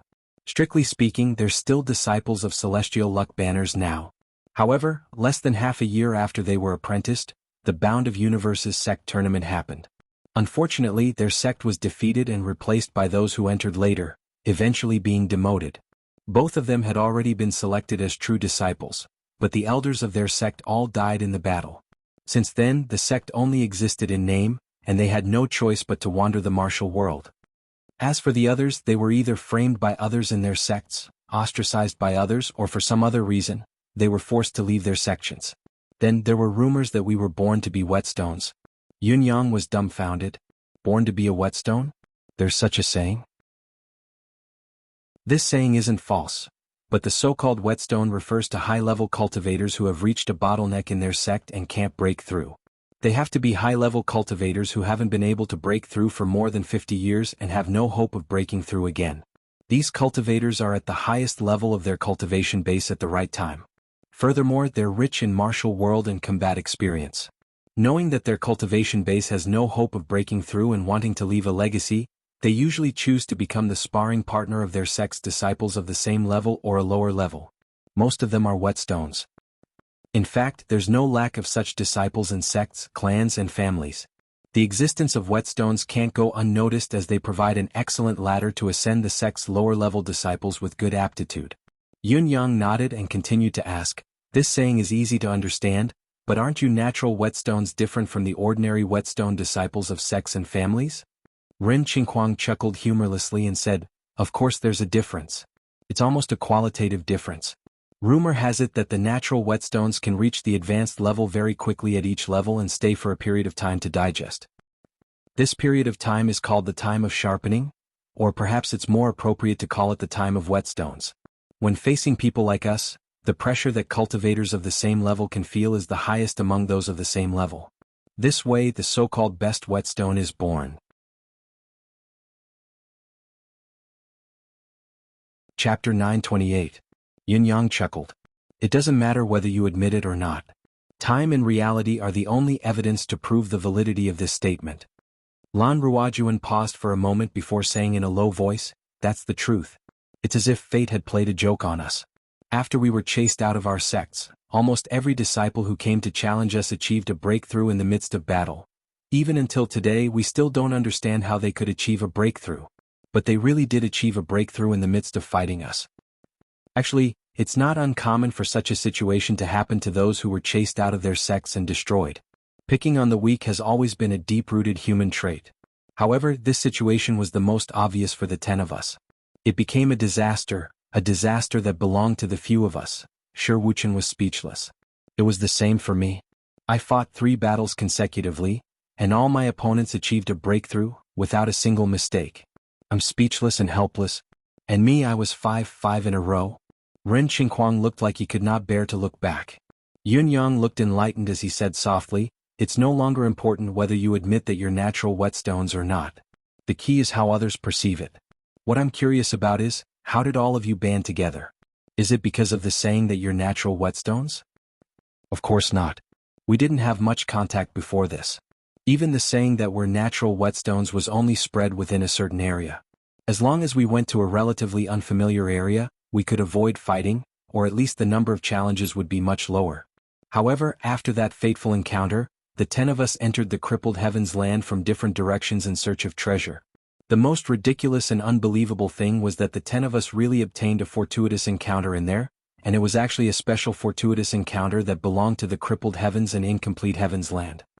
Shi Wuchen's face began to contort as he said this. "The so-called crippled heavens and incomplete heavens land is fated to be incomplete." Ren Qinghuang chuckled coldly.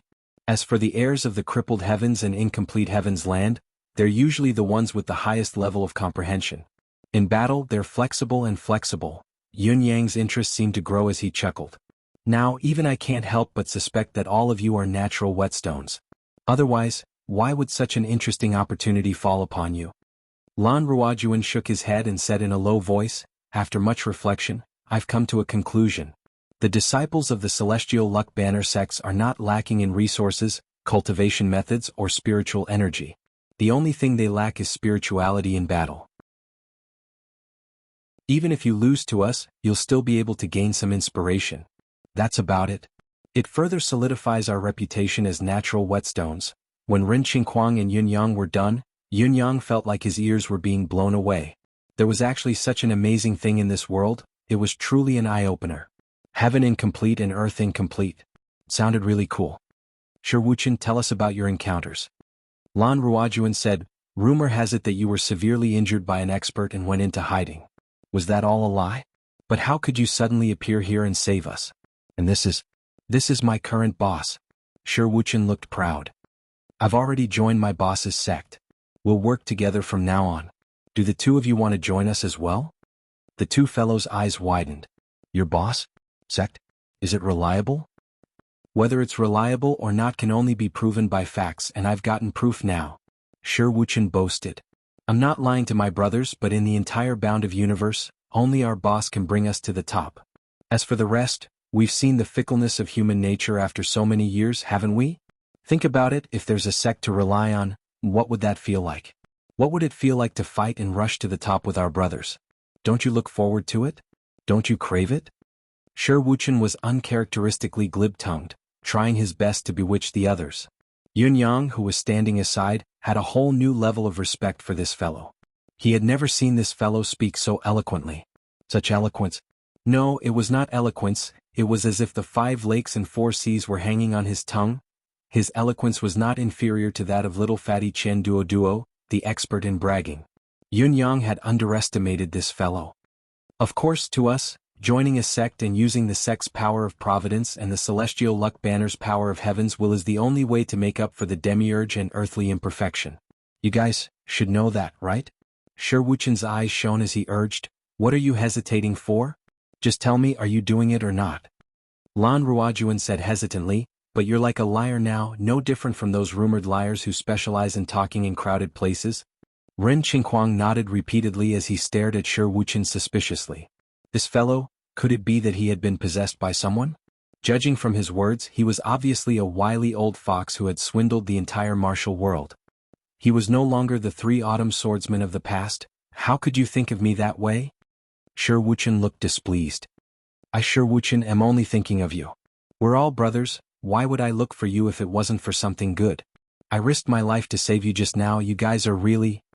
He narrowed his eyes and said disdainfully, you two look so poor now, and you still have the cheek to say that I'm lying to you.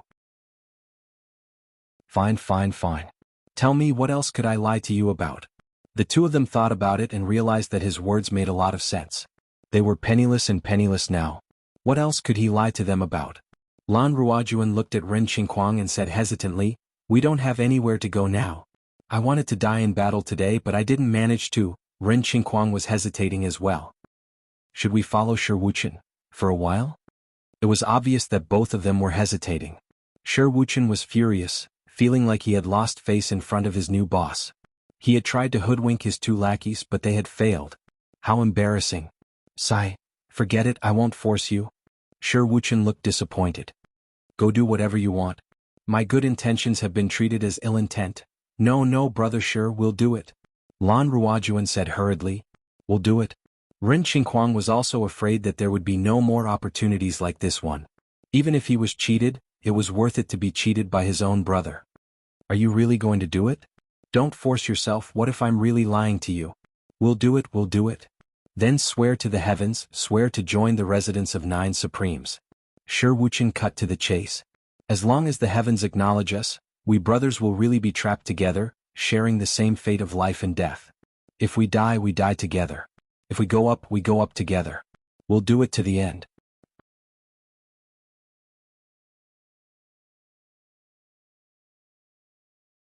Chapter 929.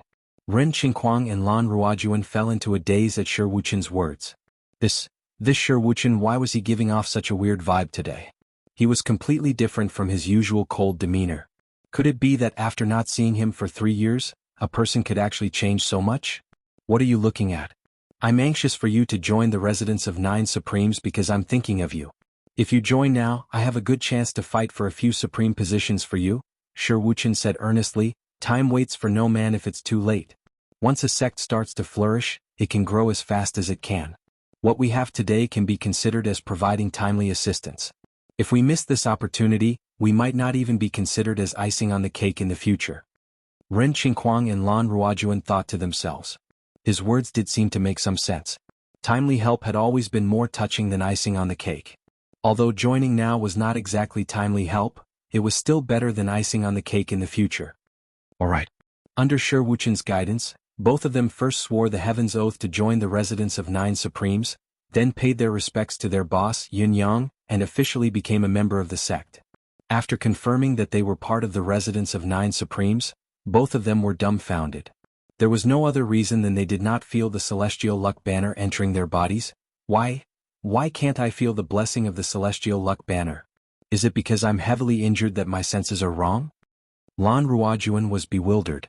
Shi Wuqian said with a dark expression, "It's wrong if you can feel the blessing. The residence of 9 Supremes is a newly established sect, and it hasn't even built its base yet.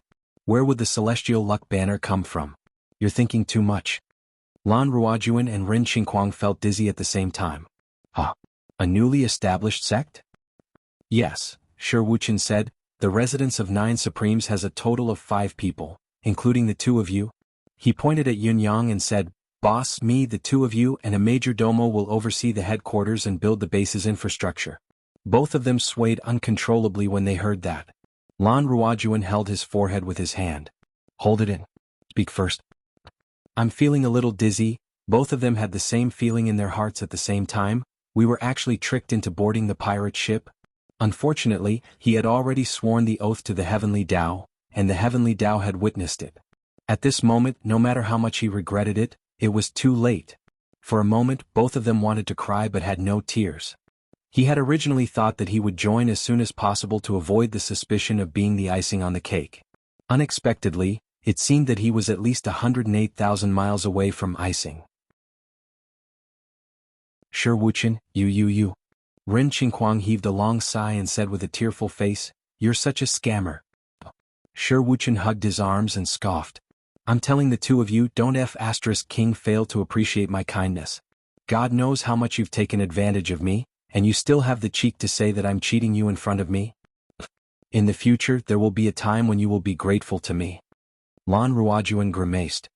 "Shi Wuqian, I'll thank you now. I'll thank all 8 generations of your ancestors. Isn't it enough to thank all of them once? Do you want me to thank them one more time?" Shi Wuqian scoffed loudly and said, "It's so hot today." He actually started to undress. Lan Ruojuan and Ren Qingquang smirked.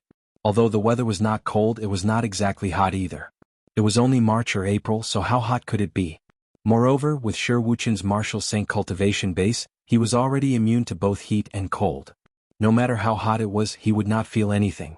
Had this fellow lost his mind? Both of them subconsciously focused their attention on a certain someone. In the next moment, both of them could not help but widen their eyes in unison. As far as their eyes could see, where Shi Wuqian had unbuttoned his shirt, there was a crystal shimmering with a purple aura. The crystal was shrouded in a purple aura and emitted a misty glow. Following the appearance of the crystal, the surrounding spiritual chi of heaven and earth seemed to be drawn in by some powerful force, gathering towards the purple crystal like rivers flowing into the sea. Both of them were people who knew their stuff. As their minds raced, they exclaimed in shock, "Ethereal amethyst?"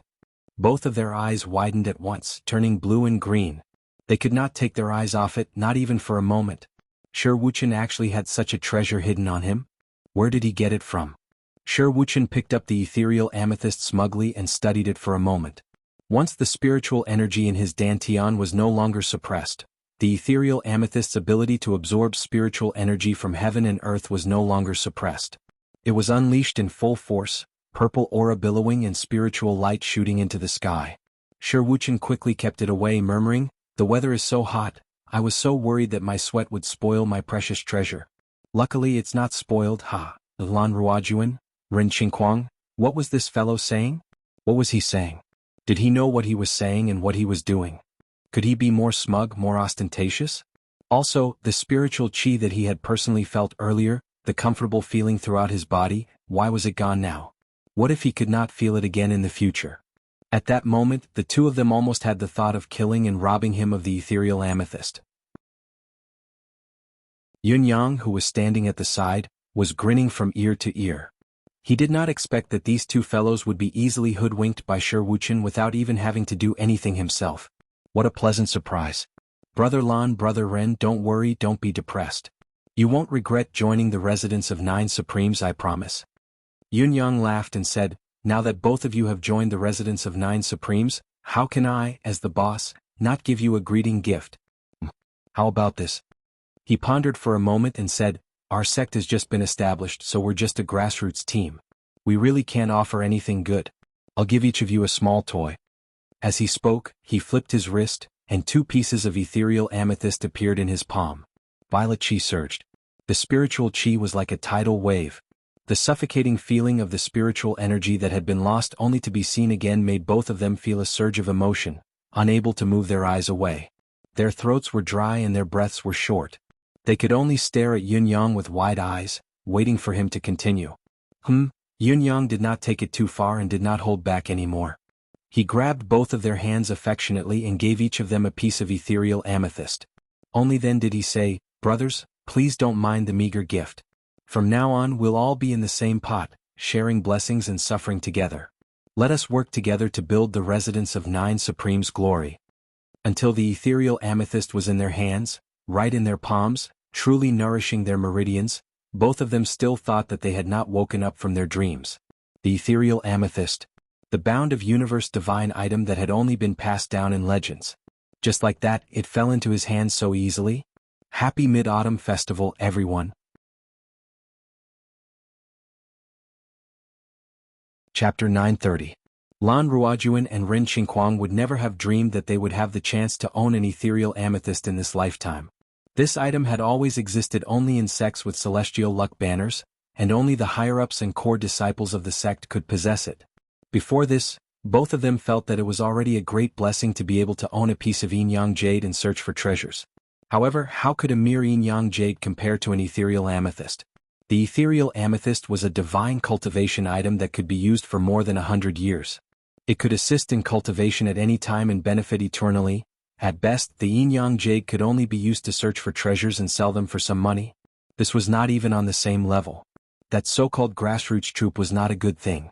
The 2 of them had long since forgotten about the little greeting gifts they had given. They were being humble when they said it was a small toy. If they really believed it, they would be stupid, super stupid. "Thank you, boss," Lan Ruojuan and Ren Qingquang said gratefully. Although he wasn't completely convinced, his heart was already much more comfortable than before. This boss isn't a stingy person after all. With this piece of ethereal amethyst, it's almost equivalent to the providence of a sect with a lower-class celestial luck banner. Even if there's still a gap, it's still within control. Come to think of it, joining the residence of 9 Supremes might not be a good thing, but at least it's not a bad thing. Since we've sworn the heavenly oath, let's just stay here in peace. We have to be worthy of Boss Yun's generosity. It all depends on this piece of ethereal amethyst. We'll die if we go out now. It's better to live than to die. It's better to stay here with like-minded brothers and work hard to develop together. Who knows, we might really have a grand fight. Both of them held the ethereal amethyst in their hands. After the initial excitement had passed, they gradually calmed down and began to imagine the future. "You're welcome, really." Yun-Yang smiled kindly. "As for your positions in the residence, we'll talk about it after you've recovered."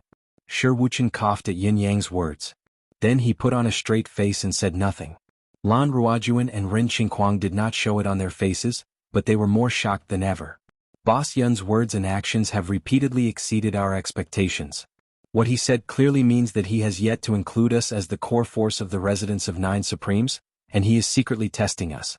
There was nothing wrong with that according to the sect's principles, but now that the ethereal amethyst had already been handed over, it did not seem right. Wait a minute. If the ethereal amethyst was really just a small greeting gift, what would happen if he really became a core member of the sect? When the 2 of them thought of this, they almost didn't dare to continue imagining. They really did not dare to take it seriously. Giving each of them a piece of ethereal amethyst the moment they met without even touching it was an unheard of extravagance. If they continued to imagine it in a more exaggerated manner, it seemed to have exceeded their current understanding. "Shi Wuchen, what's your position?" Ren Qingquang pondered for a moment, then changed the direction of his conversation to his brother. Before the 2 of them, Shi Wuchen was a true founding elder of the residence of 9 Supremes. One could easily judge his position from his current status. The residence of 9 Supremes, as the name suggests, has 9 positions of supremacy. The eldest is the lead Supreme Cloud. Shi Wuchen said proudly, "I'm ranked 2nd, Supreme Sword." Supreme Sword? Ren Qingquang's eyes shone with a burning passion. Ren Qingquang usually used hidden weapons to defeat his enemies. However, the weapon he was best at was also the sword. Therefore, when he heard the name Residence of 9 Supremes, he immediately thought that there should be a total of 9 people at the highest level of the sect to be worthy of its name. He had been contemplating whether or not he should fight for the title and position of Supreme Sword. Unexpectedly, before he could carry out his plan, he was knocked on the head. The position of Supreme Sword was already occupied by someone else. Moreover, the person who occupied the position was none other than Shi Wuchen. The residence of 9 Supremes is still in its infancy. The position of supremacy is only temporary. We don't have a position yet, but your position might not be secure either. Ren Qinghuang was filled with fighting spirit as he said, you might not be able to hold on to the position of Supreme Sword. It might be replaced by someone else. Shi Wuchen rolled his eyes and said, why? You want to snatch it? Ren Qinghuang chuckled softly and said, ability comes first in the martial world. If I defeat you with my sword, do you still have the face to occupy the position of Supreme Sword? Shi Wuchen looked at him disdainfully and said faintly, I'll wait for you to fight. It's a deal? Ren Qinghuang and Lan Ruojuan were both heavily injured. Although they had consumed healing pills and Yun Yang had generously provided them with Qi of Vitality, in addition to the ethereal amethyst's assistance, which greatly reduced the healing time, it would still take some time for them to fully recover. External forces could no longer speed up the process. Yun Yang carried Ren Qinghuang on his back while Shi Wuchen carried Lan Ruojuan, enduring his injuries. The 4 of them headed towards the residence of 9 Supremes. In the shadows, Xiao Yushu and Gu Jiuxiao quietly revealed themselves.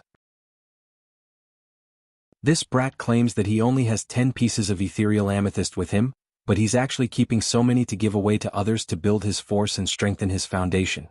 How cunning? That's normal. If he's not scheming, how could he have ascended to the bound of universe at such a young age? What right do we have to acknowledge him as the leader of a sect? How could he develop himself? Be that as it may, I still feel that something's not right. This brat isn't being honest. You're the one who's being dishonest. If you were to put yourself in his shoes, how many pieces of ethereal amethyst would you take out for the trade? Would you keep a few pieces as a backup? It's already a blessing that we could get 10 pieces. Besides, the ethereal amethyst is only secondary now. Don't forget about our real goal. That's true. Not bad, not bad. I've been too preoccupied with reasoning with you that I've forgotten about the battle just now. Those 2 brats fought beautifully just now. Was amazing. Indeed. Young Yun's timing of attack was even more ingenious.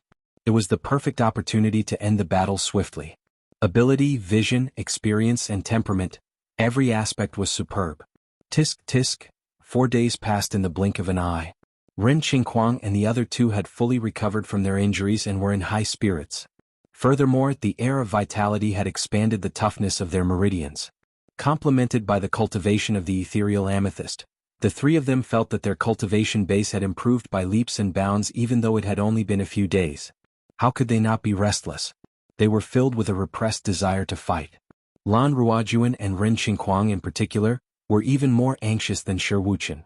Shi Wuchen was now Supreme Sword, the 2nd Supreme of the residence of 9 Supremes. Due to a momentary lapse in judgment, the 2 of them did not join him at once. Without Supreme Cloud's eyes and without their positions, how could they feel at ease? Now that Shi Wuchen was the leader of the sect, the 2 of them had become his lackeys. No matter how they thought about it, they did not feel comfortable.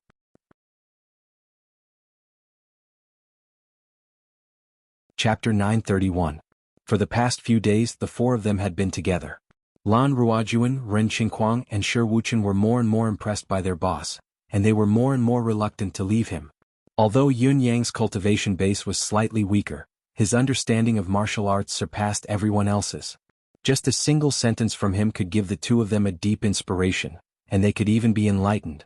His unique understanding of certain things made them feel as if they had seen the sky through the clouds. In private, Lan Ruojuan, who was proud of his intelligence, had once told Ren Qinghuang, our boss may be younger than us by a few years, but he's far-sighted and has planned every step of the way. I can't even catch up to him, and I'm sincerely convinced, boss is indeed far-sighted. Why don't you call him Supreme Cloud? It'd be more fitting to call him Supreme Thinker. Boss is the lead Supreme, don't complain. If boss can maintain this level of planning, the residents of 9 Supremes can still achieve great things in terms of planning, even though we're currently lacking in combat power.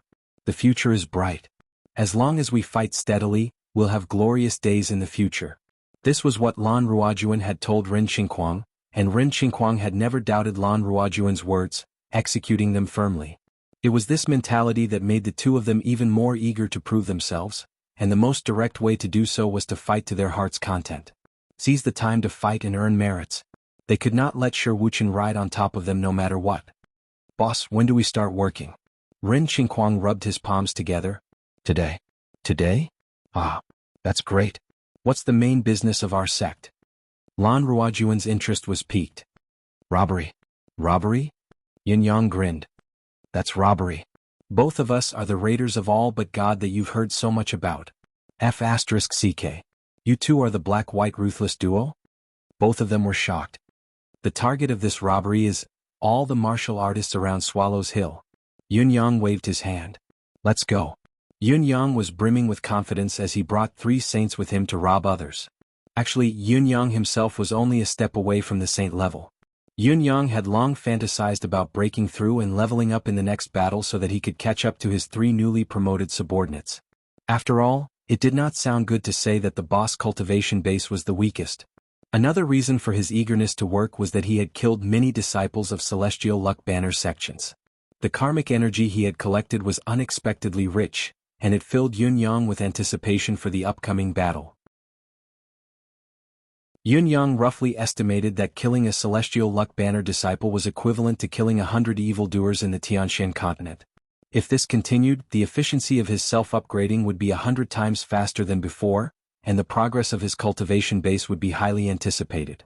What puzzled Yun Yang was how could the karmic energy of this realm be so thick? What kind of karmic event had caused such a phenomenon? There had to be a reason behind it, but Yun Yang felt that he did not have the ability to investigate it, nor was he interested in it. Right now, his priority was to strengthen himself. As for other things, he would save them for when he needed them in the future. The 4 of them walked out of the door in a majestic manner. It did not look like they were majestic at all. When they turned back to look, the construction of the residence of 9 Supremes was nearing its end. Little Fatty was only supervising the work now. After all, he had a large number of helpers now, so his days became leisurely. He seemed to have gained a few more pounds of flesh. The structure had been set up. It all depended on how many things the bosses could rob and how many resources they could exchange for. The little fatty had even started to recruit disciples for the sect. At the entrance of Swallows Hill, once the 4 masked men appeared, they began their robbery like a gust of wind sweeping up fallen leaves. The 7 to 8 people who bore the brunt of the attack were robbed in an instant. The raiders of all but God is out. The raiders of all but God is out again. Those with slightly lower cultivation base fled for their lives, each of them hating their parents for not giving them an extra pair of legs. F***CK wasn't there only 2 people in the raiders of all but God? Weren't they known as the black and white ruthless duo? How did it suddenly turn into 4? Double black and white ruthless duo? He's so brazen. He's really arrogant, Gu Jiuxiao exclaimed. Looking at the 4 fellows who guarded the 4 directions of the crossroads, the 2 royal saints could not help but grind their teeth. Aren't you guys being too arrogant by robbing like this? Can't you guys be more arrogant? The raiders of all but God appeared once again, doubling their attacks. The original black and white ruthless duo attacked twice as hard. In just one day, the 4 fellows had robbed 15 waves of passers-by. These fellows did not rob blindly.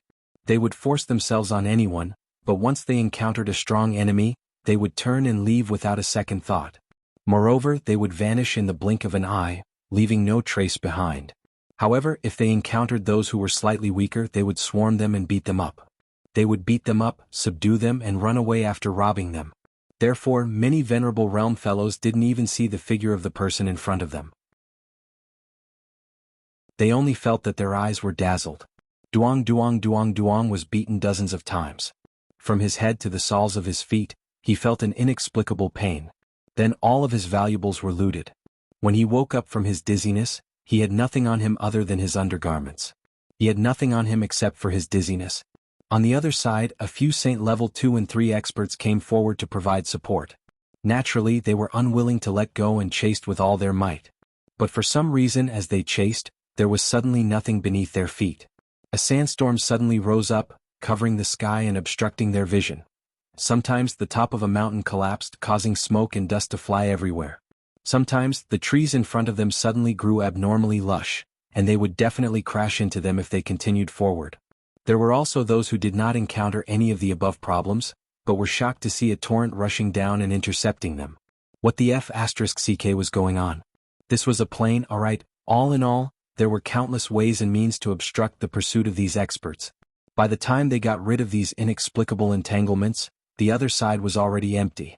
The 4 people from the Raiders of All But God had disappeared for a long time. *T, these fellows are too cunning? Yeah, where did these 4 fellows come from? Swarming forward, dispersing in confusion, fleeing for 1,000 miles if they missed their target? Are they king robbers or killers? Aren't they too cunning? Aren't they too familiar with their battle tactics? A Saint Level 3 expert pondered for a moment and said, the only thing we can do now is to evacuate everyone from this area. So many people making a ruckus will only interfere with our encirclement. The disadvantages outweigh the advantages. Let's not talk about anything else.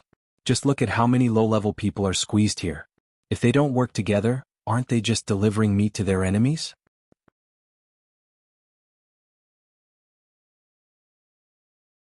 Chapter 932. However, this order was met with unanimous opposition from everyone. Why should we? How can we retreat? The Raiders of All But God has robbed our sect's fate. If we leave, what should we do with our lost goods?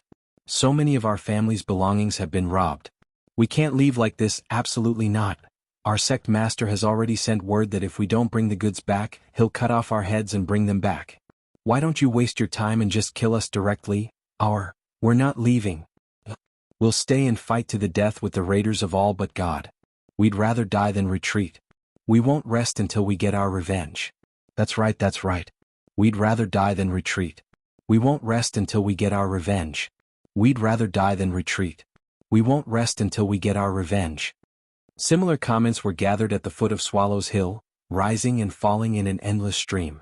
The few Celestial Luck Banner high-ranking cultivators who gathered here all felt a surge of anger.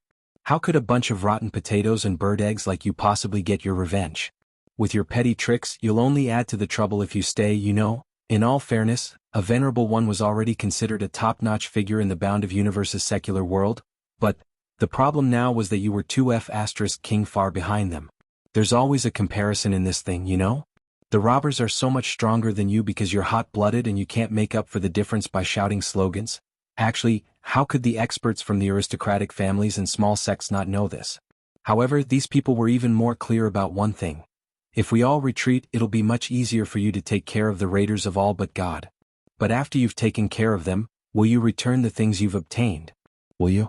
If that's the case, we still have a chance to fish in troubled waters if we stay here. Why would we simply retreat and let you have your way? Do you think we're stupid?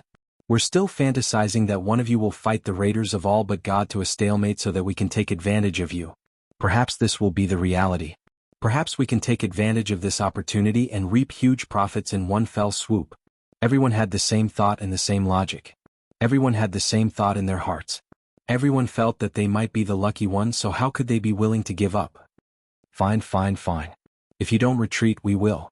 After some discussion, the experts from the sects with celestial luck banners immediately made up their minds when they saw that this group of people refused to leave no matter what.